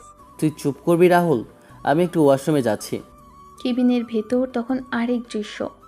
আরমান সোফায় বসে পা তুলে দিয়ে মেহরিনের দিকে তাকিয়ে আছে। মেহরিন, তুমি তো আগের চেয়েও সুন্দর হয়ে গেছো। আঙ্কেল তো ডেট ফাইনাল করে ফেলেছেন। আমি চাই নেক্সট মান্থেই আমরা লিসেন আরমান, বাবা কি ভেবেছেন আমি জানি না, কিন্তু আমি তোমাকে বিয়ে করতে পারবো না। আমার ক্যারিয়ার আছে, আর আমি অন্য কাউকে। ও কামন মেহরিন, ক্যারিয়ার? তুমি আমার বউ হওয়ার পর তো এই নেক্সট ট্রিক আমিই চালাবো, আর অন্য কেউ? তুমি কি কারোর সাথে প্রেম করছো নাকি? যদি করেও থাকো, just breakup, because you are mine. ঠিক এমন সময় দরজায় নক হলো। সাদিয়া ইন্টারকমে জানিয়েছে যে কিছু ইম্পর্টেন্ট ফাইলে এমডি ম্যামের সাইন লাগবে। কামিন। দরজা খুলে ভেতরে ঢুকলো ইমাম, তার হাতে ফাইল। সে আরমানের দিকে একবার আর চোখে তাকালো। আরমান তখনও মেহরিনের খুব কাছে দাঁড়িয়ে আছে। ইমামের রক্ত মাথায় উঠে গেল। সে ফাইলগুলো টেবিলে রাখতে গিয়ে ইচ্ছে করেই হাত ফসকে আরমানের কফির কাপটা উল্টে দিল। What the hell, are you blind? আমার এত দামি স্যুটটা নষ্ট করে দিলে, stupid. I am so sorry sir, আসলে আমার হাতটা একটু পিছলে গিয়েছিল। ফ্লোরে বসে থাকা ময়লা পরিষ্কার করতে গেলে মাঝে মাঝে এমনই হয়। How dare you! তুমি জানো আমি কে? মেহরিন, এই স্টাফটাকে তুমি এখনই ফায়ার করো। Just throw him out. Arman, this is my office. কাকে ফায়ার করতে হবে আর কাকে করতে হবে না সেটা আমি ডিসাইড করব। মিস্টার ইমাম, আপনি বাইরে যান। জি ম্যাম। ইমাম কেবিন থেকে বেরিয়ে এলো, কিন্তু তার চোখ জ্বলছে। অফিসে নিজের বউকে এভাবে অপমানিত হতে দেখে সে আর চুপ থাকতে পারবে না। এদিকে আরমানও ইমামের বাঁকা কথাগুলো সহজে মেনে নেওয়ার পাত্র নয়। কেবিন থেকে বেরিয়ে আসার পর ইমামের মাথায় তখনও আগুন জ্বলছে। তার হাতের মুঠো শক্ত, চোয়াল আড়ষ্ট। সে হন হন করে নিজের ডেস্কের দিকে না গিয়ে সোজা ওয়াশরুমে ঢুকে গেল। বেসিনের কলটা ছেড়ে দিয়ে চোখে মুখে বারবার ঠান্ডা পানির ঝাপটা দিচ্ছে সে, কিন্তু চোখের সামনে বারবার আরমানের অহংকারী মুখটা আর মেহরিনের কাঁধে হাত রাখার দৃশ্যটা ভেসে উঠছে। আয়নার দিকে তাকিয়ে শালা আরমান, আমার বইয়ের দিকে চোখ দিয়েছিস, আজ শুটে কফি ঢেলেছি, এর পরের বার তোর মাথায় ফুটন্ত চা ঢালবো। থটক্লাস এমপ্লয় বলে কাকে, সেটা তোকে আমি হাড়ে হাড়ে বুঝিয়ে দিব। তুই জানিস না তুই কার বইয়ের গায়ে হাত দিয়েছিস। দোস্ত, ওই দোস্ত, তুই ঠিক আছিস তো? হ্যাঁ, ঠিক থাকবো না কেন? কি হয়েছে? কি হয়েছে মানে? ভাই, তুই তো আজ আজ তো মরণকে হাতছানি দিয়ে ডাকলি। আরমান চৌধুরীর গায়ে তুই কপি ঢেলে দিয়েছিস চেয়ারম্যান স্যারের হবু জামাইয়ের গায়ে। ম্যাডাম যে তোকে আজই ঘাড় ধাক্কা দিয়ে বের করে দেয়নি, এটাই তো 14 পুরুষের ভাগ্য। ভাই তুই তাড়াতাড়ি একটা রিজাইন লেটার রেডি কর। ওরা তোকে ফায়ার করার আগে তুই নিজে ইজ্জত নিয়ে কেটে পড়। তুই বুঝবি না রাহুল, আমার ভেতরে কি যে পড়ছে, আর আমার হাত থেকে কফিটা কেন পড়ে গেল সেটা তুই জীবনেও বুঝবি না। তুই যা, আমি আসছি। আমাকে ফায়ার করা এত সহজ না। এদিকে মেহরিনের কেবিনে তখন অন্যরকম এক যুদ্ধ চলছে। আরমান রাগে ফুঁসছে। টিস্যু দিয়ে দামি স্যুটের দাগ মুছতে মুছতে সে মেহরিনের দিকে তাকালো। মেহরিন নিজের রিভলভিং চেয়ারে একদম শান্ত হয়ে বসে আছে, যদিও ভেতরে ভেতরে সে ইমামের জন্য চরম ভয়ে কাঁপছে। এই থার্ড ক্লাস আনস্মার্ট এমপ্লয়িগুলোকে তুমি কিভাবে অফিসে টলারেট করো Mehreen? I just can't believe it. একটা সামান্য এক্সিকিউটিভের এত বড় সাহস যে সে আমার গায়ে কফি ফেলে দেয়। বিয়ের পর আমার ফার্স্ট কাজ হবে এই ননসেন্স স্টাফগুলোকে ঘাড় ধাক্কা দিয়ে বের করা। আরমান, প্রথমত এটা আমার অফিস, আর এখানে কাকে ফায়ার করা হবে আর কাকে রাখা হবে সেটা আমি এবং আমার এই HR ডিপার্টমেন্টই ডিসাইড করবে। দ্বিতীয়ত, মিস্টার ইমাম আমাদের অন্যতম সেরা এমপ্লয়। লাস্ট প্রজেক্টে ওর কন্ট্রিবিউশন ছিল সব থেকে বেশি। একটা সামান্য অ্যাক্সিডেন্টের জন্য আমি কোম্পানির অ্যাসেট নষ্ট করতে পারি না। Wow, I like this attitude. কিন্তু মেহরিন, তুমি ভুলে যাচ্ছ আঙ্কেল আমাদের বিয়ের ডেট ফাইনাল করে ফেলেছেন। বিয়ের পরে নেক্সাস টেকের 50% শেয়ার আমার হাতে আসবে। তখন তোমার এই ফেভারিট এমপ্লয়কে আমি রাস্তায় নামাবো। বিয়ের ব্যাপারটা বাবা ঠিক করেছেন ঠিকই, কিন্তু আমি এখনো হ্যাঁ বলিনি Arman. So please keep your professionalism. কাজের বাইরে আমি এখানে অন্য কোনো পার্সোনাল বিষয়ে কথা বলতে চাই না। তুমি এখন আসতে পারো। ঠিক আছে মেহরিন, দেখা যাক। আর ওই ইমাম ছেলেটাকে আমার চোখের সামনে থেকে দূরে রাখবে, নালে ওর কপালে খুব খারাপ কিছু আছে। আরমান কেবিন থেকে বেরিয়ে যাওয়ার পর মেহরিন ধপ করে চেয়ারে হেলান দিল। তার মাথা আর কাজ করছে না। সে বুঝতে পারছে ইমাম কতটা কষ্ট পাচ্ছে। নিজের বিবাহিত অধিকার চোখের সামনে অন্য কেউ দাবি করছে, এটা কোনো স্বামীর পক্ষেই মেনে নেওয়া সম্ভব না। মেহরিনের চোখে পানি জমতে শুরু করলো। সে দ্রুত ডেস্কের নিচ থেকে নিজের পার্সোনাল ফোনটা বের করে ইমামকে টেক্সট করলো। লাঞ্চের সময় হওয়ায় ফ্লোর তখন অনেকটাই ফাঁকা। মেসেজ পেয়ে ইমাম আর এক মুহূর্তও দেরি করল না। সে দ্রুত মেহরিনের কেবিনের দিকে এগিয়ে গেল। বুকের ভেতর তখন তারও তীব্র কষ্ট আর রাগ কাজ করছে। তড়িঘড়ি করে কেবিনে ঢোকার সময় ইমাম এতটাই আনমনা ছিল যে প্রতিদিনের মতো দরজার লকটা ঠিকমতো আটকাতেই ভুলে গেল। দরজা শুধু ভেজানো রইল। মেহরিন, তুমি ঠিক আছো? আরমান কিছু বলেছে তোমাকে? ইমামকে দেখা মাত্রই মেহরিন আর নিজেকে ধরে রাখতে পারল না। চেয়ার ছেড়ে দৌড়ে গিয়ে সে সরাসরি ইমামের বুকে আছড়ে পড়ল। তার চোখের পানি বাদ মানছে না। কান্নায় ভেঙে পড়ে ইমামের শার্ট খামচে ধরে। আমাকে মাফ করে দাও ইমাম, আমি কিচ্ছু করতে পারলাম না। আমার চোখের সামনে ওই লোকটা অপমান করছিল, অধিকার দেখাচ্ছিল, আর আমি তোমাকে বাঁচাতেও পারলাম না।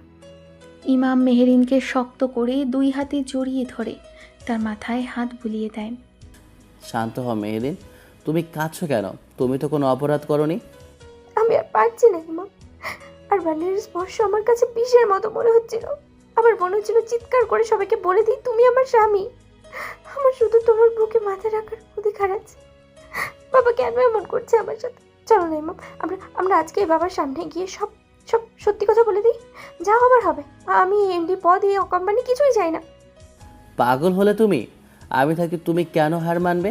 আমি হাত গুটিয়ে বসে থাকবো না মেহরিন, আর দাঁড়িয়ে দাঁড়িয়ে তোমার বিয়েও দেখবো না। কালকের বোর্ড মিটিংয়ে আমি প্রমাণ করে ছাড়বো যে আরমান চৌধুরীর চেয়ে আমি যোগ্যতায় কোনো অংশ কম না।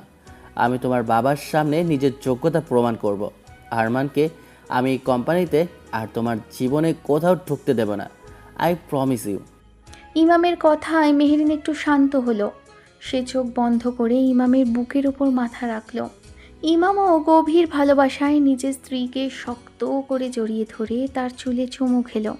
অফিসের এই চার দেওয়ালের ভেতর জীবনের সবচেয়ে বড় ঝড় মোকাবিলার প্রস্তুতি নিচ্ছিল তারা।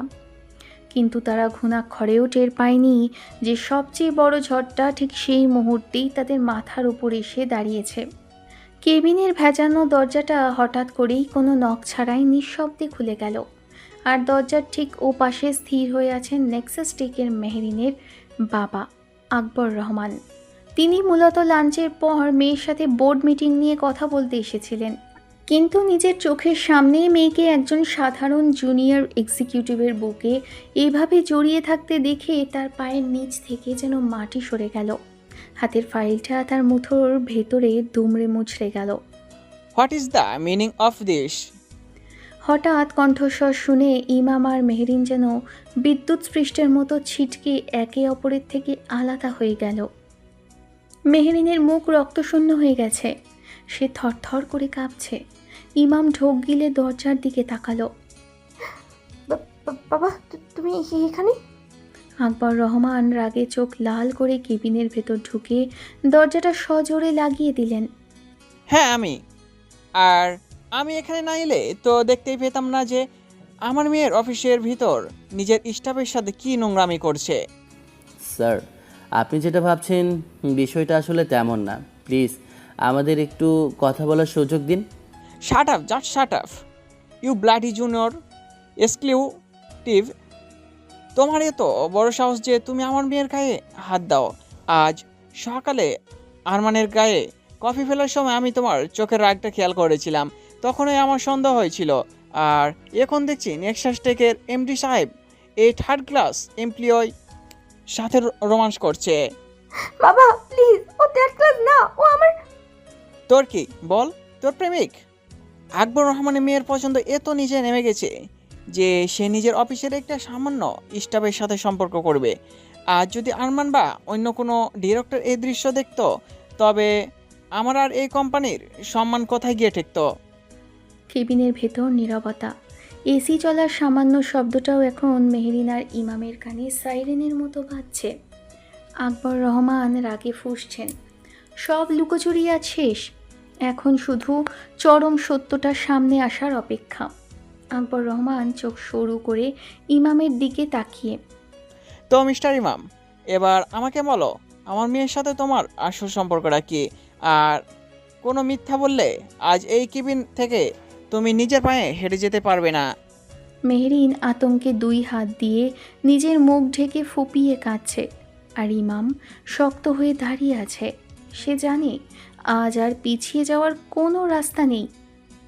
আজ যদি সে ভয় পায় তবে চিরকালের জন্য মেহরিনকে হারাবে। কেবিনের ভেতর নীরবতা। এসির ঠান্ডা হাওয়াতেও ইমামের কপালে বিন্দু বিন্দু ঘাম জমছে।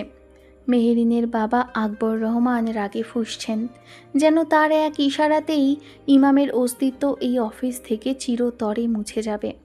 মেহরিন ভয়ে কাঁপতে কাঁপতে ইমামের শার্টের হাতা শক্ত করে চেপে ধরে আছে, কিন্তু ইমাম হার মাথা নিচু করল না। সে বুক ভরে একটা দীর্ঘশ্বাস নিয়ে মেহরিনের হাতটা নিজের হাতের মুঠোয় শক্ত করে ধরল।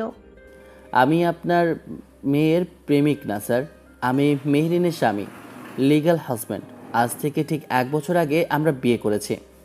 ইমামের মুখে স্বামী শব্দটা শোনার পর কেবিনের ভেতরের বাতাস যেন মুহূর্তের জন্য থমকে গেল। আকবর রহমানের চোখ দুটো বিস্ময়ে আর রাগে বড় বড় হয়ে গেল। তার মনে হলো কেউ যেন তার মাথায় হাতুড়ি দিয়ে সজোরে আঘাত করছে। What nonsense, how dare you! একটা সামান্য জুনিয়র এক্সিকিউটিভ হয়ে তুমি আমার সামনে দাঁড়িয়ে আমার ওই মেয়েকে নিজের বউ দাবি করছো। তুমি জানো তুমি কার সামনে দাঁড়িয়ে আছো? আমি 1 মিনিটের মধ্যেই পুলিশ ডেকে তোমাকে জেলের ভাত খাওয়াতে পারি। বাবা প্লিজ ইমামকে কিছু বলো না, ও সত্যি বলছে। আমরা গত 1 বছর ধরে বিবাহিত, আর এই বিয়েতে ইমামের কোনো দোষ নেই। আমি নিজে ওকে প্রপোজ করেছিলাম।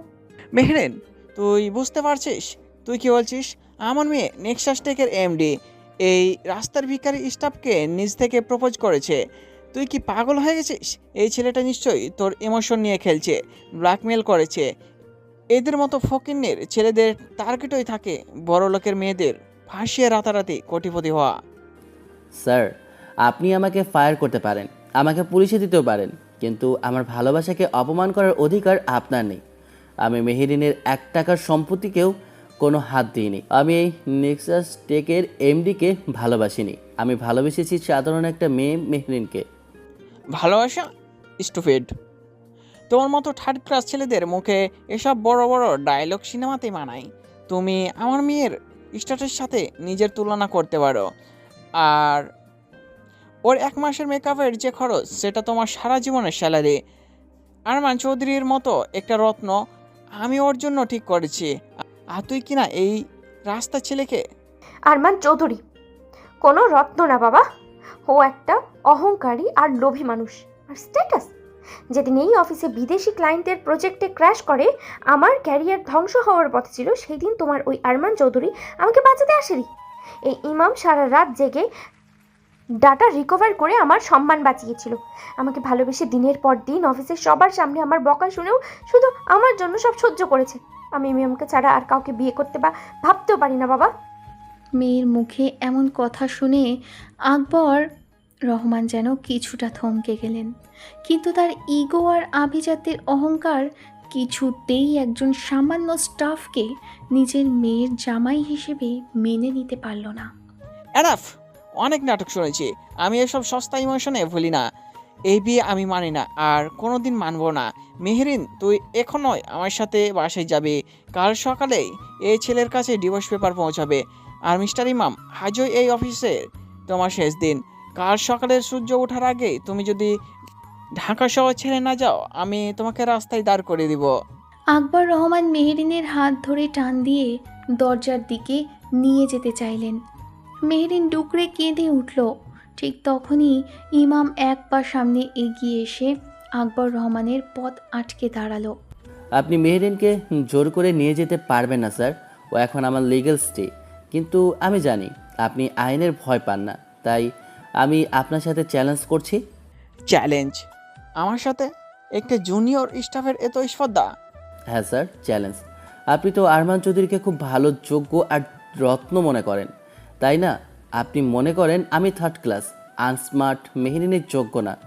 কাল সকালে তো আরমানের জিনিস কর্পোরেশনের সাথে জয়েন্ট ভেঞ্চারের বোর্ড মিটিং আছে।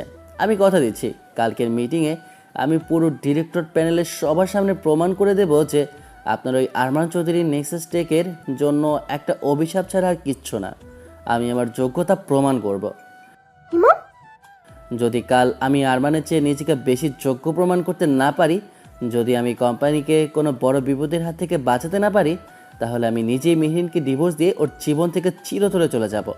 আপনি আমাকে যা শাস্তি দেবেন আমি মাথা পেতে নেব, কিন্তু যদি আমি প্রমাণ করতে পারি যে আমি আরমানের চেয়ে 1000 গুণে যোগ্য, তবে আপনাকে আমাদের এই বিয়ে মেনে নিতে হবে। কেবিনের ভেতর আবারও নীরবতা। আকবর রহমান তীক্ষ্ণ চোখে ইমামের দিকে তাকিয়ে আছেন। ছেলেটার চোখে কোনো ভয় নেই, বরং একটা অদ্ভুত আত্মবিশ্বাস জ্বলজ্বল করছে। আকবর রহমান নিজে একজন পোড় খাওয়া বিজনেসম্যান। চ্যালেঞ্জ নিতে তিনি ভালোবাসেন, আর তিনি নিশ্চিত যে একটা সামান্য জুনিয়র এক্সিকিউটিভ কালকের বোর্ড মিটিংয়ে আরমান চৌধুরীর মতো হাই প্রোফাইল প্রজেক্ট ম্যানেজারের সামনে কিছুই করতে পারবে না। ভেরি ওয়েল মিস্টার ইমাম, আমি তোমার এই বোকামি ভরা চ্যালেঞ্জ অ্যাকসেপ্ট করলাম। কাল সকাল 10টায় বোর্ড মিটিং। আমি দেখতে চাই তোমার মতো একটা সামান্য স্টাফ আমাকে আর আমার হবু জামাইকে কি সারপ্রাইজ দেয়। কিন্তু মনে রাখো, কাল যদি তুমি ফেল করো, তবে আমি শুধু তোমাকে ডিভোর্স পেপারেই সাইন করাবো না, তোমার ক্যারিয়ার এমনভাবে শেষ করব যে কেউ তোমাকে পিয়নের চাকরিও দেবে না। Deal sir. মেহরিন আজ আমার সাথেই বাসায় যাবে। কালকের মিটিংয়ের অপেক্ষায় তোমাদের দুজনের কোনো কন্ট্যাক্ট হবে না। Let's go Mehreen. মেহরিন কান্নায় ভেঙে পড়ে একবার ইমামের দিকে তাকালো। ইমাম তাকে চোখের ইশারায় আশ্বস্ত করল যে সব ঠিক হয়ে যাবে। মেহরিনকে নিয়ে আকবর রহমান কেবিন থেকে বেরিয়ে গেলেন। ফাঁকা কেবিনে একা দাঁড়িয়ে রইল ইমাম। তার বুকের ভেতর ঝড় বইছে। কালকের বোর্ড মিটিংটা শুধু তার চাকরি বাঁচানোর লড়াই না, এটা তার মেহরিনকে নিজের করে পাওয়ার একমাত্র সুযোগ। টেবিলের ওপর 2 হাত রেখে নিজেকে শান্ত করে, কালকের বোর্ড মিটিংয়ে শুধু প্রেজেন্টেশন হবে না, কাল আরমান চৌধুরীর মুখোশটা এমনভাবে খুলে দেব, বাবাকেও আমার সামনে মাথা নোয়াতেই হবে। Game on mister Arman. সকাল ঠিক 10টা। নেক্সাস টেকের ঢাকা হেড অফিসে সবচেয়ে বড় কনফারেন্স রুমের শেপের মেহগিনি টেবিলের একেবারে হেড অফ দ্য চেয়ারে বসে আছেন মেহরিনের বাবা আকবর রহমান। তার ঠিক ডান পাশে বসেছে আরমান চৌধুরী। তার চোখে মুখে এক ধরনের দাম্ভিক আর বিজয়ী হাসি। আরমানের পাশেই ল্যাপটপ নিয়ে বসে আছে তানিয়া। টেবিলের বাঁ পাশে মেহরিন বসে আছে। তার মুখটা কাগজের মতো সাদা, কপালে বিন্দু বিন্দু ঘাম। তার চোখ বারবার কনফারেন্স রুমের কাঁচের বন্ধ দরজার দিকে যাচ্ছে। বাকি চেয়ারগুলোতে বসে আছেন নেক্সাস টেকের আরও 5 জন সিনিয়র ডিরেক্টর এবং লিগ্যাল অ্যাডভাইজার। তো অনারেবল ডিরেক্টরস, আপনারা স্ক্রিনে দেখতেই পাচ্ছেন যে নিস কর্পোরেশন আর নেক্সাস টেকের এই জয়েন্ট ভেঞ্চার প্রজেক্ট স্কাইলিংকের ব্লুপ্রিন্ট। আমরা নেক্সাস টেকের এআই টেকনোলজি আর জেনিস কর্পোরেশনের ক্লাউড সার্ভার একসাথে করে দেশের সবচেয়ে বড় ডেটা হাব তৈরি করতে যাচ্ছি। আমার ফিনান্সিয়াল টিম যে ফরকাস্ট করেছে তাতে আগামী 1 বছরের মধ্যে নেক্সাস টেকের প্রফিট মার্জিন অন্তত 40% বেড়ে যাবে। This is a master stroke. Well mister Arman, আপনার প্রজেকশন সত্যি খুব ইমপ্রেসিভ লাগছে, তবে এত বড় একটা ডেটা হাব তৈরি করতে তো বিশাল বাজেটের প্রয়োজন। ফিনান্সিংয়ের বিষয়টা কিভাবে ম্যানেজ হচ্ছে? স্যার, ফিনান্সিং নিয়ে আপনাদের কোনো চিন্তা নেই। জেনিস কর্পোরেশন ব্যাংক থেকে বিশাল অঙ্কের ফান্ডিং কনফার্ম করেছে। নেক্সাস টেককে শুধু তাদের টেকনিক্যাল সাপোর্ট আর ব্র্যান্ড ভ্যালুটা প্রোভাইড করতে হবে। এক্স্যাক্টলি, আমি জানতাম আরমান আমাদের হতাশ করবে না। ওর মতো একজন ভিশনারি ছেলে যে প্রজেক্টের হাত দিবে সেটা সাকসেসফুল হতে বাধ্য। মেহরিন, তুমি এমডি হিসাবে কন্ট্রাক্ট পেপারটা চেক করে সাইন করে দাও, এরপর আমি সাইন করছি। মেহরিনের হাত থরথর করে কাঁপছে। সে বুঝতে পারছে না ইমাম কোথায়। আরমান কি তবে সত্যিই জিতে যাবে? তার বাবা কি কলমের এক আছড়ে আরমানকে এই কোম্পানির হবু ডিরেক্টর বানিয়ে ফেলবেন? মেহরিন কাপা হাতে ফাইলটা নিজের দিকে টেনে নিল। সে সাইন করার জন্য কলমের ঢাকনাটা খুলল। ঠিক সেই মুহূর্তে কনফারেন্স রুমের দরজা সজোরে ঠেলে ভেতরে ঢোকে। স্টপ, ওই ফাইলে সাইন করবেন না ম্যাম। সবার চোখ দরজায় দাঁড়ানো ইমামের দিকে। তার হাতে একটা ল্যাপটপ আর কয়েকটা লাল রঙের ফাইল। পরনে একদম ফর্মাল ব্ল্যাক স্যুট, কপালে বিন্দু বিন্দু ঘাম, যেন অনেক বড় কোনো যুদ্ধ জয় করে সবে মাত্র ফিরেছে। আরমান লাফিয়ে ওঠে, রাগে ফুঁসতে ফুঁসতে টেবিল চাপড়ে বলে, হোয়াট দ্য হেল? এই থার্ড ক্লাস স্টাফটা কনফারেন্স রুমে কী করছে? How dear he interrupt the board meeting? সিকিউরিটিকে ওকে এক্ষুনি ঘাড় ধাক্কা দিয়ে বের করুন। মেহরিনের বাবা হাত তুলে আরমানকে থামিয়ে দিয়ে বাঁকা হেসে ইমামের দিকে তাকিয়ে, hold on Arman, let him speak. Mister ইমাম আমাকে একটা ওপেন চ্যানেল করেছিল। আমি দেখতে চাই একটা সামান্য জুনিয়র এক্সিকিউটিভ আমার আর এই বোর্ডের একজন এক্সপার্টের চোখের সামনে কি এমন ম্যাজিক দেখায়। তোমার সময় 10 minute mister Imam. Prove yourself or get out from my company. শান্ত পায়ে হেঁটে টেবিলের সামনের দিকে এসে ল্যাপটপটা প্রজেক্টরের সাথে কানেক্ট করতে করতে বলে, 10 মিনিট লাগবে না স্যার, 5 মিনিটই যথেষ্ট। আপনারা আরমান চৌধুরী দেখানো প্রফিট মার্জিন আর জিরো রিস্ক ইনভেস্টমেন্টের গল্প শুনলেন। এবার আমি আপনাদের আসল সত্যিটা দেখাচ্ছি। ইমাম প্রজেক্টরে তার ল্যাপটপ থেকে একটা স্লাইড ওপেন করলো। সেখানে আরমানের দেওয়া ফাইলেরই একটা পেজ জুম করা, আর পাশে তানিয়ার ল্যাপটপ থেকে কালেক্ট করা কিছু হিডেন ফাইলের স্ক্রিনশট। তানিয়ার মুখটা ভয় ফ্যাকাশে হয়ে গেল। মিস্টার জালাল, একটু আগে ফান্ডিংয়ের কথা জিজ্ঞেস করেছিলেন না? আরমান স্যার বলেছেন তারা ইন্টারন্যাশনাল ব্যাংক থেকে লোন নিচ্ছেন, কিন্তু আপনারা কি ওনার ড্রাফট করা কন্ট্যাক্টের 4 নম্বর পেজের ক্লোজ 7Bর একদম শেষের প্যারাটা পড়েছেন? সাধারণ ট্রামের আড়ালে লুকিয়ে থাকা একটা থ্রেড ট্যাপ স্যার। আমি সহজ ভাষায় পড়ে শোনাচ্ছি। এই ক্লোজে খুব সূক্ষ্মভাবে লেখা আছে, যদি কোনো কারণে জয়েন্ট প্রজেক্ট ফেল করে, মার্কেট ক্র্যাশ করে বা ব্যাংক লোন পরিশোধ জেনিস কর্পোরেশন ব্যর্থ হয়, তবে সম্পূর্ণ 100% ফিনান্সিয়াল লায়াবিলিটি নেক্সাস টেককে গ্রহণ করতে হবে। নেক্সাস টেকের অ্যাসেট লিকুইডেট করে এই লোন শোধ করা হবে। আকবর সাহেব চমকে উঠে চশমা ঠিক করে স্ক্রিনের দিকে তাকালেন। হোয়াট? এমন কোনো ক্লোজ তো থাকার কথা না। আরমান, এর মানে কি? আমি বলছি স্যার, এর মানে কি? এই দেখুন, আমি পাবলিক ডোমেইন আর কিছু ইন্টারন্যাশনাল সোর্স থেকে জেনিস কর্পোরেশনের লাস্ট 2 বছরের অরিজিনাল অডিট রিপোর্ট বের করেছি। জেনিস কর্পোরেশনের কোনো প্রফিটই নেই। তারা গত 2 বছর ধরে বিশাল লসে আছে। তারা অলরেডি দেশের 3টা বড় ব্যাংকের ডিফল্টার। ডিরেক্টররা বিস্ময়ে হাঁ হয়ে গেলেন। কনফারেন্স রুমে গুঞ্জন শুরু হয়ে গেল। আরমান চৌধুরী এই জয়েন্ট ভেঞ্চারটা করতে চাইছে কারণ নেক্সাস টেকের বিশাল সুনাম আছে, আর নেক্সাস টেক কোনো ডিফল্টার কোম্পানি নয়। এই ডিল সাইন হলে তারা নেক্সাস টেকের নাম ভাঙিয়ে নতুন লোন নেবে, আর প্রজেক্ট লস দেখিয়ে সেই লোনের পুরো দায়ভার আপনাদের মানে নেক্সাস টেকের ঘাড়ে চাপিয়ে দিয়ে তারা নিজেদের দেউলিয়ার থেকে বাঁচাবে। আর তারা নেক্সাস টেকে গ্রাস করার প্ল্যান করছিল স্যার। ডিরেক্টররা ফাইলের পাতা উল্টে ক্লজটা মিলিয়ে দেখলেন। আকবর রহমানের চোখ রাগে লাল হয়ে গেল। তিনি আরমানের দিকে তাকালেন। আরমানের মুখটা তখন ছাইয়ের মতো সাদা হয়ে গেছে। তার এত সুন্দর সাজানো প্ল্যান একটা সামান্য স্টাফ এভাবে চুলচেরা বিশ্লেষণ করে ধুলোয় মিশিয়ে দেবে সে ভাবতেও পারেনি। This are all bullshit. Uncle, আপনি কি এই 3rd ক্লাস রাস্তার ভিখারি স্টাফের কথা বিশ্বাস করবেন? আমাকে নিচে নামানোর জন্য এইসব ফেক ডেটা বানাচ্ছে। আরে ওর তো জন্মই হয়েছে রাস্তায়, ওর কথায় আপনি আমার মতো বিলিয়নিয়ারকে সন্দেহ করছেন? Shut up Arman.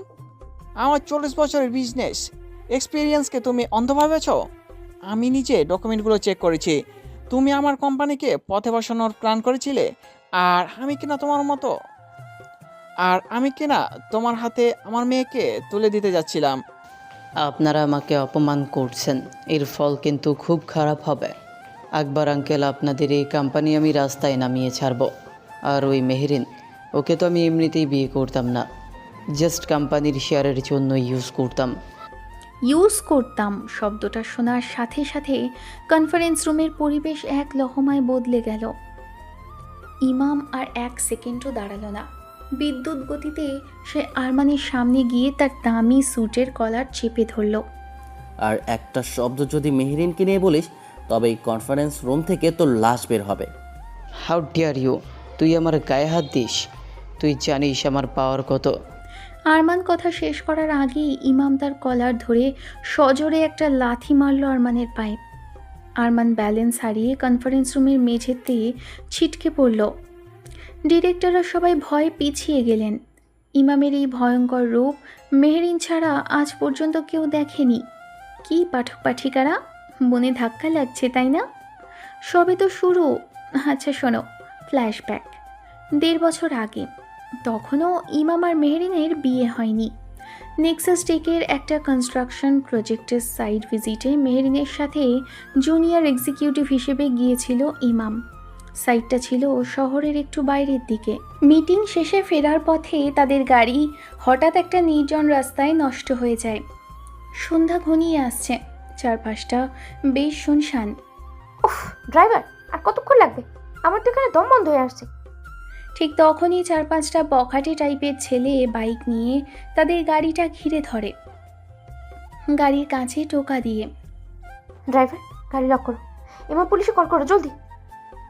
ড্রাইভার ভয়ে কাঁপছে। বখাটেরা গাড়ির কাঁচ ভাঙার জন্য ইট হাতে তুলে নিল। মেহরিন ভয়ে চোখ বন্ধ করে ফেলল। ঠিক তখনই গাড়ির দরজা খুলে বিদ্যুৎ গতিতে বাইরে বেরিয়ে এলো ইমাম। মেহরিন কিছু বুঝে ওঠার আগেই দেখল এক অদ্ভুত দৃশ্য। যে ছেলেটাকে সে সারা দিন অফিসে ধমক দিয়ে রাখে, সেই ছেলেটার মুভমেন্ট যেন কোনো প্রফেশনাল স্পেশাল ফোর্সের কমান্ডোর মতো। ইমাম নেমে এক বখাটের কলার চেপে ধরে, শূন্যে তুলে আছাড় মারে। তোর চোখ তোর কাছেই রাখ, আমার বসের দিকে তাকালে তোর চোখ উপড়ে নেব। মুহূর্তের মধ্যে শুরু হলো ধুন্ধুমার মারামারি। 4 জন গুন্ডাকে একা হাতে এমনভাবে পেটালো ইমাম যেন সে কোনো well trend fighter.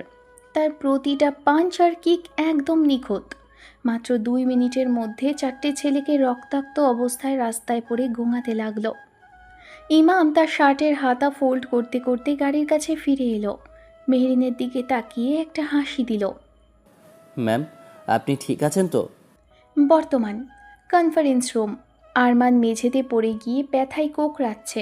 Security, a fraud আরমানকে এখন ওই ঘাড় ধাক্কা দিয়ে আমার অফিস থেকে বের করে দাও। আর জেনিস কর্পোরেশনের বিরুদ্ধে ফ্রডের লিগ্যাল নোটিশ ইস্যু করো। সিকিউরিটি এসে আরমানকে আর তানিয়াকে এক প্রকার টেনে হিঁচড়ে কনফারেন্স রুম থেকে বের করে নিয়ে গেল। যাওয়ার সময় আরমান চিৎকার করে বলে গেল, আকবর, তুই আর ওই রাস্তার স্টাফ ছেলেটা, তোদের কাউকে আমি ছাড়বো না। I will destroy you all. Akbar Rahman নিজের চেয়ারে ধপ করে বসে পড়লেন। তিনি যেন নিজের চোখে বিশ্বাস করতে পারছেন না, একটা সামান্য স্টাফ আজ পুরো কোম্পানিকে বাঁচিয়ে দিল। মেহরিন ছুটে এসে ইমামের হাত ধরল। তার চোখ দিয়ে তখন স্বস্তির পানি পড়ছে। আকবর রহমান ইমামের দিকে তাকিয়ে বললেন, মিস্টার ইমাম, তুমি আজ আমাদের অনেক বড় বিপদের হাত থেকে বাঁচালে। তুমি চ্যালেঞ্জে জিতেছ। আরমান কোম্পানির যোগ্য নয়, এটা তুমি প্রমাণ করেছ। আমি শুধু আমার দায়িত্ব পালন করেছি স্যার। মেহেরিন আর এই কোম্পানি দুটোই আমার কাছে সমান গুরুত্বপূর্ণ। আমি স্বীকার করছি, তুমি অন্তত মেধাবী। তুমি আজ নেক্সাস টেককে বাঁচিয়েছ। তুমি কোম্পানির জন্য যোগ্য মিস্টার ইমাম। কিন্তু তুমি ভুলে যেও না, তোমার আর আমার স্ট্যাটাসের আকাশ পাতাল তফাৎ। তুমি কোম্পানির হিরো হতে পারো, কিন্তু আকবর রহমানের মেয়ের জামাই হওয়ার মতো ব্যাকগ্রাউন্ড তোমার নেই। বাবা, তুমি তুমি এখনো স্ট্যাটাস নিয়ে পড়ে আছো? আজ আমাদের সব বাঁচিয়ে দিল, আর তুমি? হ্যাঁ, আমি আকবর রহমান আমার মেয়েকে একটা স্টাফের হাতে তুলে দিতে পারি না। মিস্টার ইমাম, তুমি প্রমোশন চাও, টাকা চাও, আমি দেব, কিন্তু আমার মেয়েকে তোমাকে ডিভোর্স দিতে হবেই। কনফারেন্স রুম থেকে এর আগে গজগজ করতে করতে বেরিয়ে গেলেন আকবর রহমান। একে একে ডিরেক্টররাও ফাইল গুটিয়ে নিঃশব্দে বেরিয়ে গেলেন। কেউ ইমামের দিকে তাকিয়ে একটা প্রশংসার হাসি দিল, আবার কেউ অবাক চোখে তাকালো। ফাঁকা কনফারেন্স রুমে এখন শুধু দাঁড়িয়ে আছে ইমাম আর মেহরিন। মেহরিন আর নিজেকে ধরে রাখতে পারল না। সে ধপ করে ফ্লোরে বসে পড়ল, দু হাতে মুখ ঢেকে ডুকরে কেঁদে উঠল। আমি আর পারছি না। আমি ভেবেছিলাম আজ বাবা সব মেনে নেবে, কিন্তু বাবার কাছে স্ট্যাটাস আর টাকার অহংকারটাই বেশি হলো। তোমার এত বড় স্যাক্রিফাইস, এত মেধা, এত ভালোবাসা বাবার চোখে একটুও পড়লো না। বাবা আমাকে ডিভোর্স দিতে বললো। ইমাম দ্রুত মেহরিনের পাশে ফ্লোরে হাঁটু গেড়ে বসল। সে অত্যন্ত পরম যত্নে নিজের দুই হাত দিয়ে মেহরিনকে ফ্লোর থেকে তুলে নিজের বুকের সাথে শক্ত করে জড়িয়ে ধরল। মেহরিন বাচ্চাদের মতো ইমামের শার্ট খামচে ধরে কাঁদছে, আর ইমাম তার চুলে আলতো করে হাত বুলিয়ে দিচ্ছে। আরে পাগলি, কাঁদছো কেন? আমি তো আগেই জানতাম তোমার বাবার মতো স্ট্যাটাস সচেতন মানুষদের মন জয় করা এত সহজ না। আজ অন্তত আমি প্রমাণ তো করতে পেরেছি যে আমি অযোগ্য নই, আমি কোম্পানির হিরো। এটা তো উনি নিজের মুখেই স্বীকার করেছেন। বাকি রইল স্ট্যাটাস, সেটাও হয়ে যাবে। তুমি শুধু শুধু নিজের সুন্দর চোখগুলো দিয়ে পানি ঝরাচ্ছ। আমি কিচ্ছু চাই না মা। আমার এই এমডি পদ, এই নেক্সাস টেক, বাবার বিশাল সম্পত্তি কিছুই না।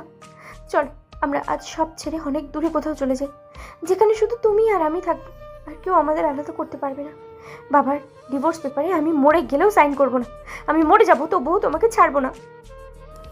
পালিয়ে তো কাপুরুষরা যায় মেহরিন। আমি তোমার বাবার সামনে মাথা উঁচু করে দাঁড়িয়ে আমার অধিকার আদায় করব। উনি স্ট্যাটাস চান তো ঠিক আছে, ওনাকে আমি এমন স্ট্যাটাস দেখাবো যা উনি কল্পনাও করতে পারবেন না। শুধু সময়ের অপেক্ষা। তুমি শুধু আমার হাতটা শক্ত করে ধরে রেখবো। আমি তোমার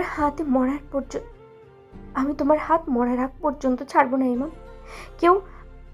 কিন্তু আরমান যেভাবে হুমকি দিয়ে গেল, আমার বুকের ভিতরটা না খুব ভয় করছে। লোকটা সুবিধার না ইমাম, ও যে কোনো ক্ষতি করতে পারে। তোমার এই বরটা থাকতেও তুমি ভয় পাচ্ছ?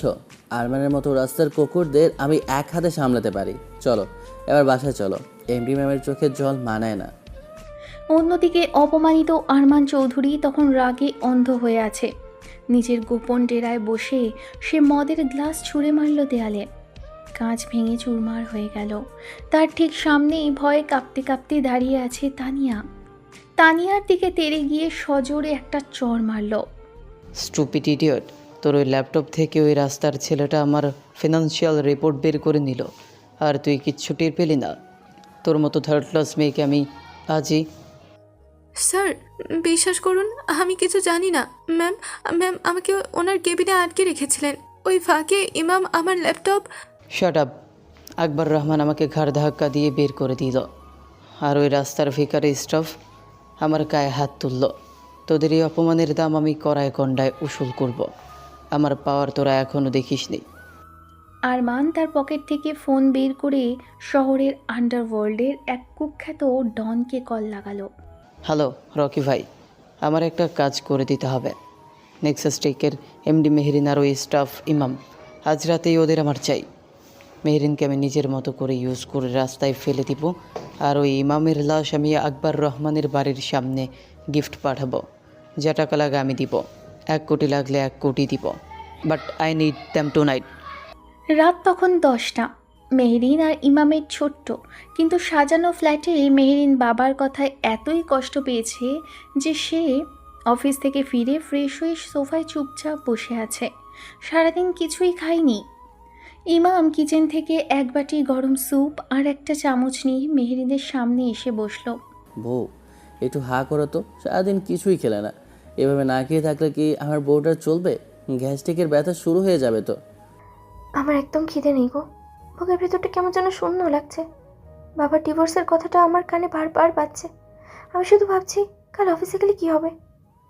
আরে বাবা, ডিভোর্সের পেপার এলে সেটা দিয়ে আমরা চালমুড়ি বানিয়ে খাবো। তুমি আগে এটা খাও। আমার কসম, হা করো। কালকের চিন্তা কাল করব।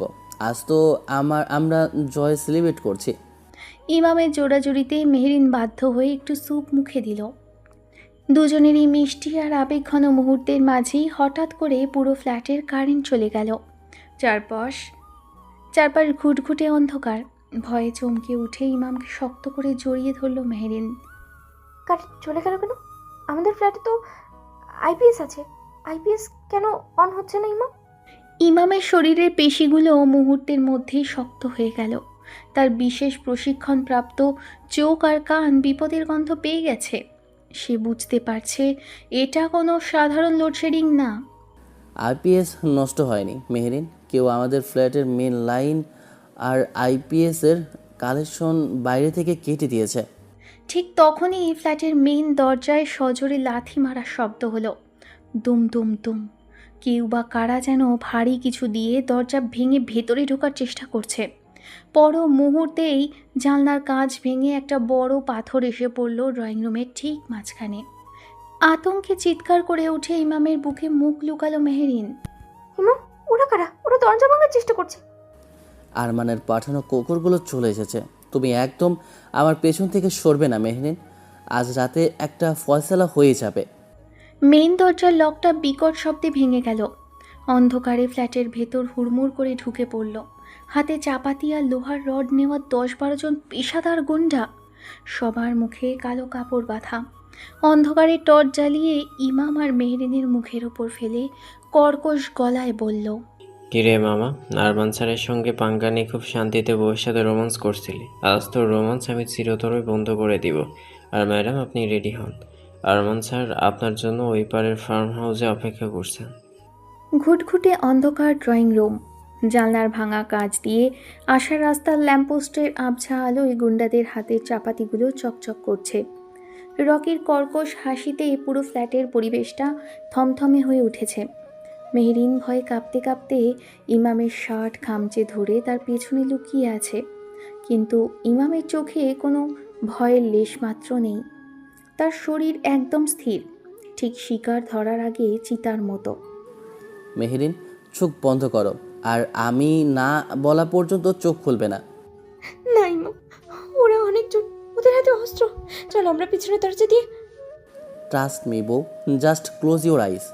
আরে বাহ, মরার আগে বউয়ের সামনে খুব হিরোগিরি দেখাচ্ছিস বাবা। পিছনের দরজা দিয়ে পালাবি? পুরো বিল্ডিং আমরা ঘিরে রেখেছি। তোকে কেটে টুকরো টুকরো করে বস্তায় ভরবো, আর তোর এই সুন্দরী বউকে। রকি তার নোংরা কথাটা শেষও করতে পারল না। চোখের পলকে ইমাম একটা চিতার মতো লাফিয়ে উঠল। অন্ধকারের মধ্যেই তার ডান পা প্রচণ্ড বেগে আছড়ে পড়ল রকির চোয়ালে। বিকট একটা শব্দ হলো আর রকি ছিটকে গিয়ে পড়ল সোফার ওপর। তার হাতের টর্চটা ছিটকে ফ্লোরে পড়ে গেল। আমার বউয়ের দিকে চোখ তুলে তাকানোর সাহস তোদের কে দিল? আজ তোদের একটাকেও আমি জ্যান্ত ফিরতে দেব না। ধর শালারে কোপা। মুহূর্তের মধ্যে শুরু হয়ে গেল এক অসম লড়াই। তবে লড়াইটা অসম গুন্ডাদের জন্য নয়, অসম ইমামের জন্য। কারণ ইমামের মুভমেন্ট কোনো সাধারণ মানুষের মতো ছিল না। তার মার্শাল আর্টস আর স্পেশাল ফোর্সের মতো স্কিলের কাছে গুন্ডারা যেন মাটির পুতুল। প্রথম গুন্ডাটা চাপাতে দিয়ে কোপ বসাতে গেলে ইমাম সাইড স্টেপ দিয়ে তার হাত মুচড়ে ধরে সজোরে এক লাথি মারল তার হাঁটুতে। হাড় ভাঙার মটমট শব্দ আর গুন্ডাটার আর্তনাদ ড্রয়িং রুমে প্রতিধ্বনিত হলো। একে একে বাকি গুন্ডারা তেড়ে এলো, কিন্তু অন্ধকারেও ইমামের হাত পা যেন জাদুর মতো চলছে। কারো বুকে কনুইয়ের মারাত্মক আঘাত, কারো গলায় চপ, আবার কাউকে তুলে শূন্যে আছাড় মারছে সে। জানালার ভাঙা কাচের উপর আছড়ে পড়ে আরেক গুন্ডা জ্ঞান হারালো। মাত্র 3 মিনিটের মধ্যে 10 জন পেশাদার গুন্ডার 7 জনই ফ্লোরে পড়ে ব্যথায় কোকাচ্ছে। শুয়ের বাচ্চা, তোকে আজ আমি। রকি তার জ্যাকেটের ভেতর থেকে একটা লোডেড পিস্তল বের করে সরাসরি ইমামের দিকে তাক করল। অন্ধকারে পিস্তলের মেটালিক শব্দটা শুনে মেহরিন চোখ খুলে ফেলল এবং ভয়ে চিৎকার করে উঠল। ইমাম, ওরা তো বন্দুক, সরে যাও। খুব তো হাত পা চালাচ্ছিস, এবার দেখি গুলির যে জোরে দৌড়াতে পারিস কিনা। আজ তোর খেলা এখানেই খতম।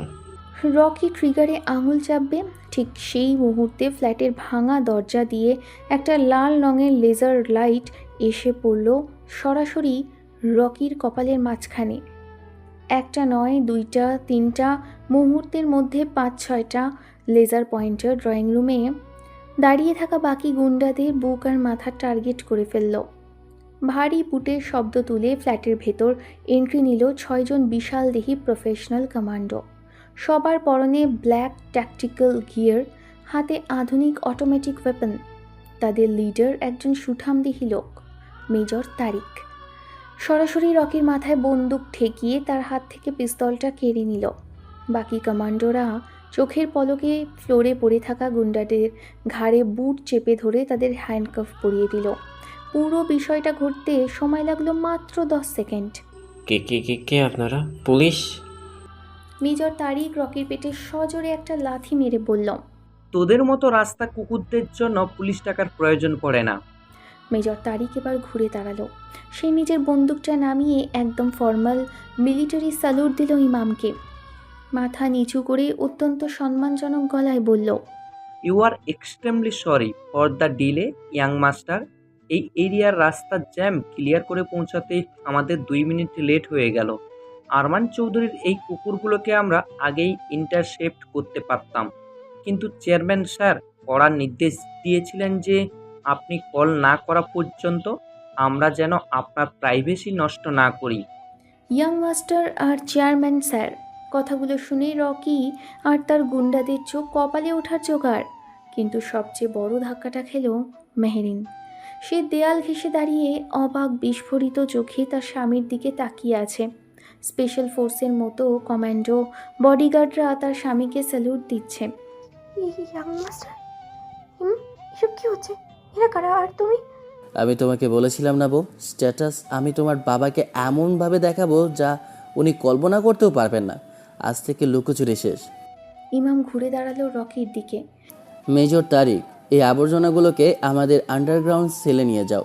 এদের এমন ট্রিটমেন্ট দেবে যেন জীবনে দ্বিতীয়বার অস্ত্র ধরার সাহস না পায়। আর হ্যাঁ, ইমাম রকির চুলের মুঠি ধরে মাথাটা ওপরে তোলে। তুই যেন কি বলেছিলি? তোর আরমান স্যার আমার বইয়ের জন্য নদীর ওপারের ফার্ম হাউসে ওয়েট করছে। মাফ করে দেন স্যার, আমরা বুঝতে পারিনি। আপনি? তারিক, গাড়ি রেডি করো। আমি আজ রাতেই ওই ফার্ম হাউসে যাব। আর আরমান চৌধুরীকে আমি বোঝাবো নেচার টেকের এমডি মেহরিন রহমানের গায়ে হাত দেওয়ার স্বপ্ন দেখার শাস্তি কতটা ভয়ঙ্কর হতে পারে। Yes young master, command received sir, কাজ হয়ে যাচ্ছে। ইমাম মেহরিনের দিকে হাত বাড়িয়ে দিল। চলো, কাল সকালে তো অফিসে তোমার বাবার সাথে দেখা হবেই। তার আগে আজ রাতে চলো, তোমার জুনিয়র এক্সিকিউটিভ বরের আসল দুনিয়াটা একটু ঘুরিয়ে দেখাই।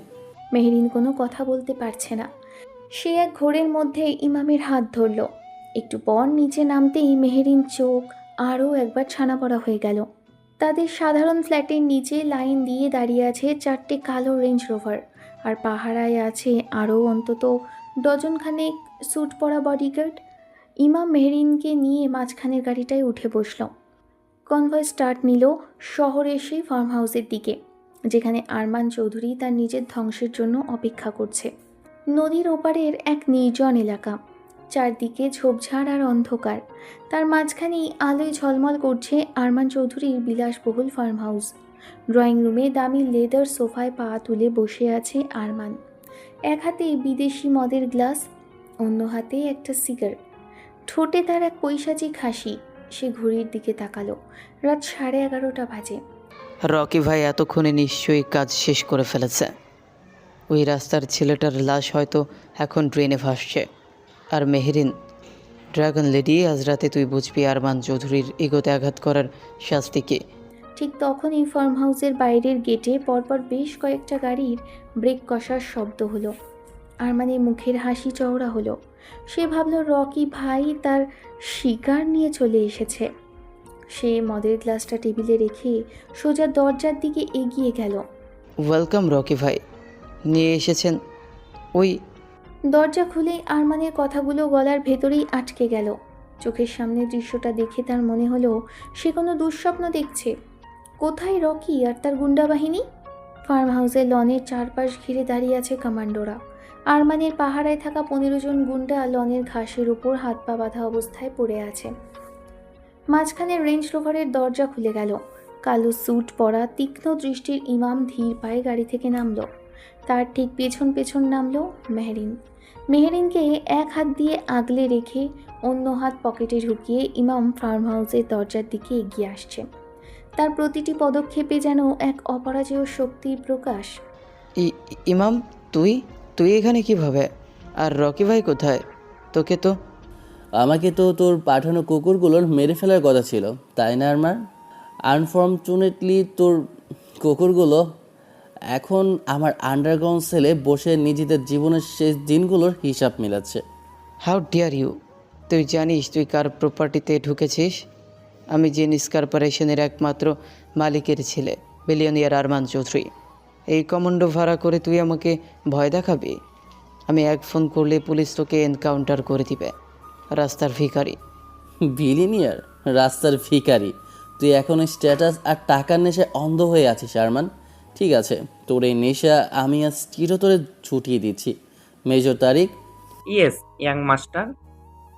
জেনিস কর্পোরেশনের সব শেয়ার হোল্ডার আর আমাদের ভেঞ্চার ক্যাপিটালিস্টের এখনই মেসেজ ড্রপ করো। কাল সকালে শেয়ার মার্কেট খোলার সাথে সাথে আমাদের হোল্ডে থাকা জেনিস কর্পোরেশনের সমস্ত শেয়ার ড্রপ করে দিতে বলো। আর যে 3টা ব্যাংকের ডিফল্টার সে হয়ে আছে তাদের ম্যানেজিং ডিরেক্টরদের আমার রেফারেন্স দিয়ে বলো কালকের মধ্যেই যেন জেনিস কর্পোরেশনের সমস্ত অ্যাসেট সিজ করে দেয়। কমান্ড রিসিভড স্যার, কাজ হয়ে যাচ্ছে। তুই কি সব আবল তাবল বকছিস? তোর কথায় শেয়ার মার্কেট আর ব্যাংক চলবে? তুই একটা সামান্য স্টাফ। আমি নেক্সাসটেকের জুনিয়র এক্সিকিউটিভ হতে পারি, কিন্তু তার আগে আমি আহমেদ গ্রুপ অফ ইন্ডাস্ট্রিজের চেয়ারম্যান শাহরিয়ার আহমেদের একমাত্র ছেলে Imam Shahriar Ahmed. Ahmed group of industries নামটা শোনার সাথে সাথেই আরমানের পায়ের নিচ থেকে যেন মাটি সরে গেল। তার হাতের সিগারেটটা খসে পড়ল ফ্লোরে। মেহরিনও চমকে ইমামের দিকে তাকালো। সে জানতো ইমাম সাধারণ কেউ নয়, কিন্তু দেশের সবচেয়ে বড় বিজনেস টাইকুনের ছেলে তার স্বামী। মেহরিন ঘোর লাগা চোখে তাকিয়ে আছে। হাঁটু গেড়ে ফ্লোরে বসে পড়ে, কান্নায় ভেঙে পড়ে। আহমেদ গ্রুপ, তার মানে আপনি? স্যার, আমাকে মাফ করে দিন, আমি বুঝতে পারিনি। আমি আপনার বউয়ের দিকে। আরমানের কলার ধরে শূন্যে তুলে সজোরে এক ঘুষি মারে। এখন বুঝতে পারছিস স্ট্যাটাস কাকে বলে? তোর কোম্পানির আর কোনো অস্তিত্ব নেই আরমান। কাল সকালে তুই সত্যি রাস্তার ভিখারি হয়ে ঘুম থেকে উঠবি। আর যদি জীবনে কোনো দিন আমার বইয়ের আশেপাশে তোর ছায়া দেখি, তবে তোর অস্তিত্ব এই পৃথিবী থেকে মুছে দেব। আরমান ফ্লোরে পড়ে ব্যথায় কোঁকাচ্ছে। সে বুঝতে পারল সে কার গায়ে হাত দেওয়ার দুঃসাহস করেছিল। ইমাম মেহরিনের দিকে ফিরে মিষ্টি হেসে হাত বাড়ালো। সে হাসতে হাসতে নিজের পকেট থেকে গান বের করে ইমামকে শ্যুট করতে যাবে, তার আগেই তারিক শ্যুট করে তার হাতে লাগিয়ে তাকে অ্যারেস্ট করে। ইমাম পেছনে ফিরে তাকালো না, মেহরিনকে বলল, চলো বউ, কাল সকালে তো তোমার বাবার সাথে দেখা হবেই। তার আগে আজকের রাতটা আমাদের সেলিব্রেশনের। গাড়ি আবার ছুটে চলল। আরমানের চ্যাপ্টার চিরতরে ক্লোজ। সকাল 9টা। নেক্সাস টেকের ঢাকা হেড অফিসে সবাই নিজেদের ডেস্কে বসে ফিসফিস করে কথা বলছে, আর সবার ল্যাপটপ বা ফোনের স্ক্রিনে একটাই ব্রেকিং নিউজ জলজল করছে। রাতারাতি দেউলিয়া জেনিস কর্পোরেশন। জালিয়াতির দায়ে সিজ হলো সমস্ত সম্পত্তি। পুলিশের হাতে গ্রেপ্তার মালিকের ছেলে আরমান চৌধুরী। আপু, নিউজটা দেখেছেন? কাল যে আরমান চৌধুরী এত ভাব নিয়ে অফিসে ঢুকলো, আজ তার কোম্পানি শেষ। কিন্তু সবচেয়ে বড় কথা, আমাদের দোস্ত ইমাম আজ অফিসে আসেনি, ফোনও অফ। আমার তো মনে হচ্ছে এর পেছনে বড় কোনো কাহিনী আছে রাহুল। কাল কনফারেন্স রুম থেকে বের হওয়ার সময় ইমামের চোখের চাহনি দেখেছিস? ছেলেটা সাধারণ কেউ না। এদিকে চেয়ারম্যান আকবর রহমানের কেবিনে তখন নীরবতা। আকবর রহমান খবরের কাগজ আর ল্যাপটপের স্ক্রিনে দিকে তাকিয়ে পাথর হয়ে বসে আছেন। তার সামনে সোফায় বসে আছে মেহেরিন, একদম শান্ত, চোখে মুখে এক অদ্ভুত প্রশান্তি। মেহরিন, এসব কি হচ্ছে? রাতের অন্ধকারে একটা বিলিয়নিয়ার কোম্পানি এভাবে ধুলোয় মিশে গেল, আর তুই এত শান্ত হয়ে বসে আছিস। ওই ছেলেটা ইমাম, সে কাল আমাকে চ্যালেঞ্জ করেছিল। এসব কি ওর কাজ? Who is he? ঠিক তখনই অফিসের মেইন গ্লাস ডোরের বাইরে শোরগোল শোনা গেল। আকবর রহমান আর মেহরিন কেবিনের কাঁচ দিয়ে বাইরে তাকালেন। অফিসের নিচের রাস্তায় একসাথে এসে থেমেছে 8টা কালো রেঞ্জ রোভার আর ল্যান্ড ক্রুজার। গাড়ি থেকে নেমে এলো কালো স্যুট পরা 1 ডজন কমান্ডো বডিগার্ড। তারা দ্রুত অফিসের ভেতরে ঢুকে ফ্লোরের পজিশন নিয়ে নিল। পুরো অফিসের স্টাফরা ভয়ে যার যার ডেস্কে জমে গেছে। মাঝখানের গাড়ি থেকে ধীর পায়ে নেমে এলো ইমাম। পরনে ইটালিয়ান কাট 3 পিস স্যুট, চোখে রে ভ্যান রোড চশমা। কিন্তু চমকটা এখানেই শেষ না। ইমামের ঠিক পেছনের গাড়ি থেকে নামলেন প্রায় 60 বছর বয়সী এক প্রবীণ কিন্তু অত্যন্ত সুঠাম দেহী এবং রাজকীয় চেহারার একজন মানুষ, তার বাবা। তার পেছনের দরজা দিয়ে নামলেন এক অত্যন্ত স্নিগ্ধ মায়াবী চেহারার ভদ্রমহিলা, ইমামের মা আয়েশা আহমেদ। সাথে 22-23 বছরের অসম্ভব চটপটে একটা মেয়ে, ইমামের ছোট বোন যারা। আপু, আমি কি স্বপ্ন দেখছি? ওটা তো আমাদের ইমাম, আর ওনার সাথে এই ভিআইপি ফ্যামিলিকে। দেখতে তো একদম সিনেমার রাজ পরিবারের মতোই লাগছে। ইমাম তার পরিবারকে নিয়ে সোজা হেঁটে ফ্লোর পার হয়ে আকবর রহমানের কেবিনের দিকে এগিয়ে গেল। মেজর তারিক আগে গিয়ে কেবিনের দরজা খুলে দিল। ইমামের সাথে পুরো পরিবার কেবিনে ঢুকলো। মেহরিনের বাবা চেয়ার ছেড়ে দাঁড়িয়ে পড়লেন। মিস্টার ইমাম, এসবের মানে কি? এই প্রোটোকল আর ওনারা কারা? Good morning chairman sir. কাল আপনি আমাকে বলেছিলেন না আপনার মেয়ের জামাই হওয়ার মতো ব্যাকগ্রাউন্ড আমার নেই, আপনি স্ট্যাটাস দেখতে চেয়েছিলেন, তাই আজ আমি একা আসিনি, আমার পরিবার আর আমার স্ট্যাটাস সাথে নিয়ে এসেছি। ইমামের সাথে আসা প্রবীণ মানুষটি তার কারুকার্যময় ছড়িটা ফ্লোরে ঠুকে একটা ভারী এবং গম্ভীর হাসি দিলেন। গুড মর্নিং, আমি শাহরিয়ার, আমাদের গ্রুপ অফ ইন্ডাস্ট্রিজের চেয়ারম্যান। আর এই ছেলেটা যাকে আপনি কাল রাস্তায় ভিখারি থার্ড ক্লাস স্টাফ বলে গাড়ি ধাক্কা দিয়ে বের করে দিতে চেয়েছিলেন, সে আমার একমাত্র ছেলে এবং আমার কোম্পানির বর্তমান ম্যানেজিং ডাইরেক্টর ইমাম Shahriar Ahmed group of industries, দেশের সবচেয়ে বড় বিজনেস এম্পায়ারের চেয়ারম্যান স্বয়ং তার কেবিনে। আকবর রহমানের চোখ কপালে ওঠার জোগাড়, তার হাত পা কাঁপতে শুরু করেছে। তিনি ঢোক গিলে তোতলামি শুরু করলেন। সাহারিয়া সাহেব, আপনি মানে ইমাম আপনার ছেলে? কিন্তু দেশের সবচেয়ে বড় বিলিয়নিয়ারের ছেলে আমার কোম্পানিতে একটা সামান্য কর্মী হিসাবে কেন? কারণ আমি চেয়েছিলাম আমার ছেলে ব্যবসার একদম শেকড় থেকে কাজ শিখুক। কিছু আপনাদের এখানে এসে সে কাণ্ডটা ঘটিয়েছে, সেটা আমি গতকাল রাতে জেনেছি। আকবর সাহেব, আপনি একটা ফ্রড, জোচ্চর আরমান চৌধুরী, টাকার অহংকার আমার ছেলের ভালোবাসাকে অপমান করেছেন। আপনি জানেন আমি এক ইশারায় আপনার এই নেক্সাস টেকনিক মাটির সাথে মিশিয়ে দিতে পারি। আমাকে মাফ করে দিন শাহরিয়ার সাহেব, আমি সত্যি চিনতে পারিনি, আমি টাকার অহংকারে অন্ধ হয়ে গেছিলাম। কেবিনের পরিবেশ এক মুহূর্তেই বদলে গেল যখন ইমামের মা আয়েশা আহমেদ সামনে এগিয়ে গেলেন। সোজা গিয়ে মেহরিনের সামনে দাঁড়ালেন। মেহরিন ভয়ে আর লজ্জায় মাথা নিচু করেছিল। আয়েশা আহমেদ তাকে 2 হাত দিয়ে টেনে নিজের বুকের সাথে শক্ত করে জড়িয়ে ধরলেন। বুকের ভেতর থাকো মা। এই গাধা ছেলেটা 1 বছর ধরে তোমাকে বিয়ে করে ছোট্ট একটা ফ্ল্যাটে লুকিয়ে রেখেছে। আজ আমি আর তয় সইতে পারিনি। আমি তোমার অফিসে চলে এলাম আমার চাঁদ পানা বৌমাটাকে দেখতে। আয়েশা আহমেদের এই পরম স্নেহের স্পর্শ আর কথাগুলো শুনে মেহরিনের বুকের ভেতরটা কেমন যেন হু হু করে উঠল। তার চোখের কোণে পানি জমতে শুরু করেছে। সে নিজেকে আর ধরে রাখতে পারল না। আয়েশা আহমেদের কাঁধে মাথা রেখে ডুকরে কেঁদে উঠল মেহরিন। আরে মা, কি হলো? কাঁদছো কেন? না, আসলে এই ডাকটা, এই আদরটা আমি অনেক বছর পরে পেলাম তো নিজেকে সামলাতে পারিনি। আমার বয়স যখন 10 বছর তখন আমার মা ব্লাড ক্যান্সারে মারা যায়। বাবা আমাকে শুধু শক্ত হতেই শিখিয়েছে, বলেছেন ইমোশনাল হওয়া যাবে না। সেই থেকে আমি নিজের ভিতরের নরম মেয়েটাকে মেরে ফেলেছি।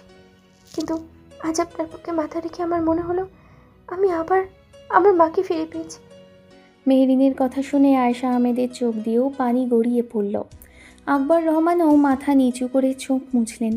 ঠিক তখন যারা এসে মেহরিনের একটা হাত শক্ত করে ধরল, পরিবেশটা হালকা করার জন্য। OMG, ভাবি তুমি কাঁদছো কেন? তুমি তো ড্রাগন লেডি। ভাইয়া তুই যা বলেছিস ভাবি তার চেয়েও 1000 গুণ বেশি সুন্দর। আসছে যারা, এটা তোর ভাবির অফিস আর তুই ওকে এমডির কেবিনে দাঁড়িয়ে ড্রাগন লেডি বলছিস? অফিসে শুনলে আমার চাকরি তো খাবেই, তোকেও ঘাট ধাক্কা দিয়ে বের করে দেবে। চাকরি তো খাবেই। তুই দেশের সবচেয়ে বড় বিলিয়নিয়ারের ছেলে হয়ে বউয়ের কোম্পানিতে জুনিয়র স্টাফ হয়ে ফাইল টানছিস, আর ভাবিকে ইয়েস ম্যাম, সরি ম্যাম বলছিস। এই স্টোরি শুনে আমার তো হাসতে হাসতে পেট ব্যথা হয়ে গেছে। ভাবি তুমি ওকে কান ধরে অফিসে কেমন উঠবস করাও, সেটা আমাদের একটু ডেমো দেখাও তো। হিয়া খোদা, অফিসের বসের ধমক আর এখানে মা আর বোনের এই অবস্থা। আমার তো দেখছি দুই জগতেই কোনো স্বাধীনতা নেই। মিস্টার ইমাম, আমি কি আপনাকে কথা বলার পারমিশন নিয়েছি? চুপচাপ দাঁড়িয়ে থাকুন। মেহরিনের এই বসের মুড দেখে যারা আর আয়েশা আহমেদ হাসতে হাসতে কেবিনের সোফায় লুটিয়ে পড়লেন। শাহরিয়ার আহমেদও হো হো করে হেসে উঠলেন। তিনি উঠে দাঁড়িয়ে আকবর রহমানকে বুকে জড়িয়ে ধরলেন। আরে ভাই, আপনার মেয়ে যে একটা ড্রাগন লেডি সেটা আমার ছেলে আমাকে আগেই বলেছে। যাই হোক, যা হওয়ার হয়েছে। আমি চাই আগামী মাসেই দুমদাম করে দুজনের বিয়ে রিসেপশনটা হোক। তবে আমার একটা শর্ত আছে আকবর সাহেব। কি শর্ত বিয়ে সাহেব? আপনি যা বলবেন আমি তাই মেনে নিব। আমার ছেলে আজ থেকে আর আপনার কোম্পানিতে কাজ করবে না। ওকে কাল থেকে আহমেদ গ্রুপ এমডি হিসেবে ফুল টাইম দায়িত্ব দিতে হবে। অনেক তো অন্যের কোম্পানিতে জুনিয়র এক্সিকিউটিভ হলো, এবার নিজের কোম্পানির বসে চেয়ারে বসতে হবে। কথাটা শুনে মেহরিনের মুখটা একটু কালো হয়ে গেল। ইমাম যদি নিজের কোম্পানিতে চলে যায়, তবে অফিসে বকাঝকা আর লাঞ্চের সময় লুকিয়ে লুকিয়ে রোম্যান্স করার ওই মিষ্টি দিনগুলো তো আর থাকবে না। ইমাম মেহরিনের মনের অবস্থা বুঝতে পারল। সে মুচকি হেসে সামনে এগিয়ে এলো। বাবা, আমি আহমেদ গ্রুপের দায়িত্ব অবশ্যই নেব, কিন্তু এখনই নেক্সাস টেক ছাড়তে চাচ্ছি না। নিজের কোম্পানির এমডি হওয়ার চেয়ে নেক্সাস টেকের এমডি সাহেবের বকা খাওয়ার মধ্যে একটা অদ্ভুত শান্তি আছে। তাছাড়া আমার বসের প্রজেক্ট ফাইলে এখনও অনেক ভুল আছে। আমি না থাকলে সেগুলো কে কারেকশন করবে? আমি আরও কয়েকটা মাস এই ড্রাগন লেডির আন্ডারে জুনিয়র এক্সিকিউটিভ হিসেবে ট্রেনিং নিতে চাই। ইমামের কথায় মেহরিন লজ্জায় লাল হয়ে গেল। শাহরিয়ার আহমেদ আর আকবর রহমান হো হো করে হেসে উঠলেন। যারা আর আয়েশা আহমেদও হাততালি দিয়ে উঠলেন। দেশের 2 শীর্ষ বিজনেস টাইকুন আহমেদ গ্রুপ আর নেক্সাস টেকের মহামিলন বলে কথা। বিয়ের আয়োজন যে রাজকীয় হবে সেটা পুরো দেশ আগে থেকেই জানত। 5 তারা হোটেলের পুরো ব্যাঙ্কোয়েট হল আজ লাল গোলাপ আর অর্কিড দিয়ে সাজানো। মিডিয়ার ক্যামেরা, ভিআইপি গেস্টদের ভিড়, সব মিলিয়ে এক এলাহি কাণ্ড।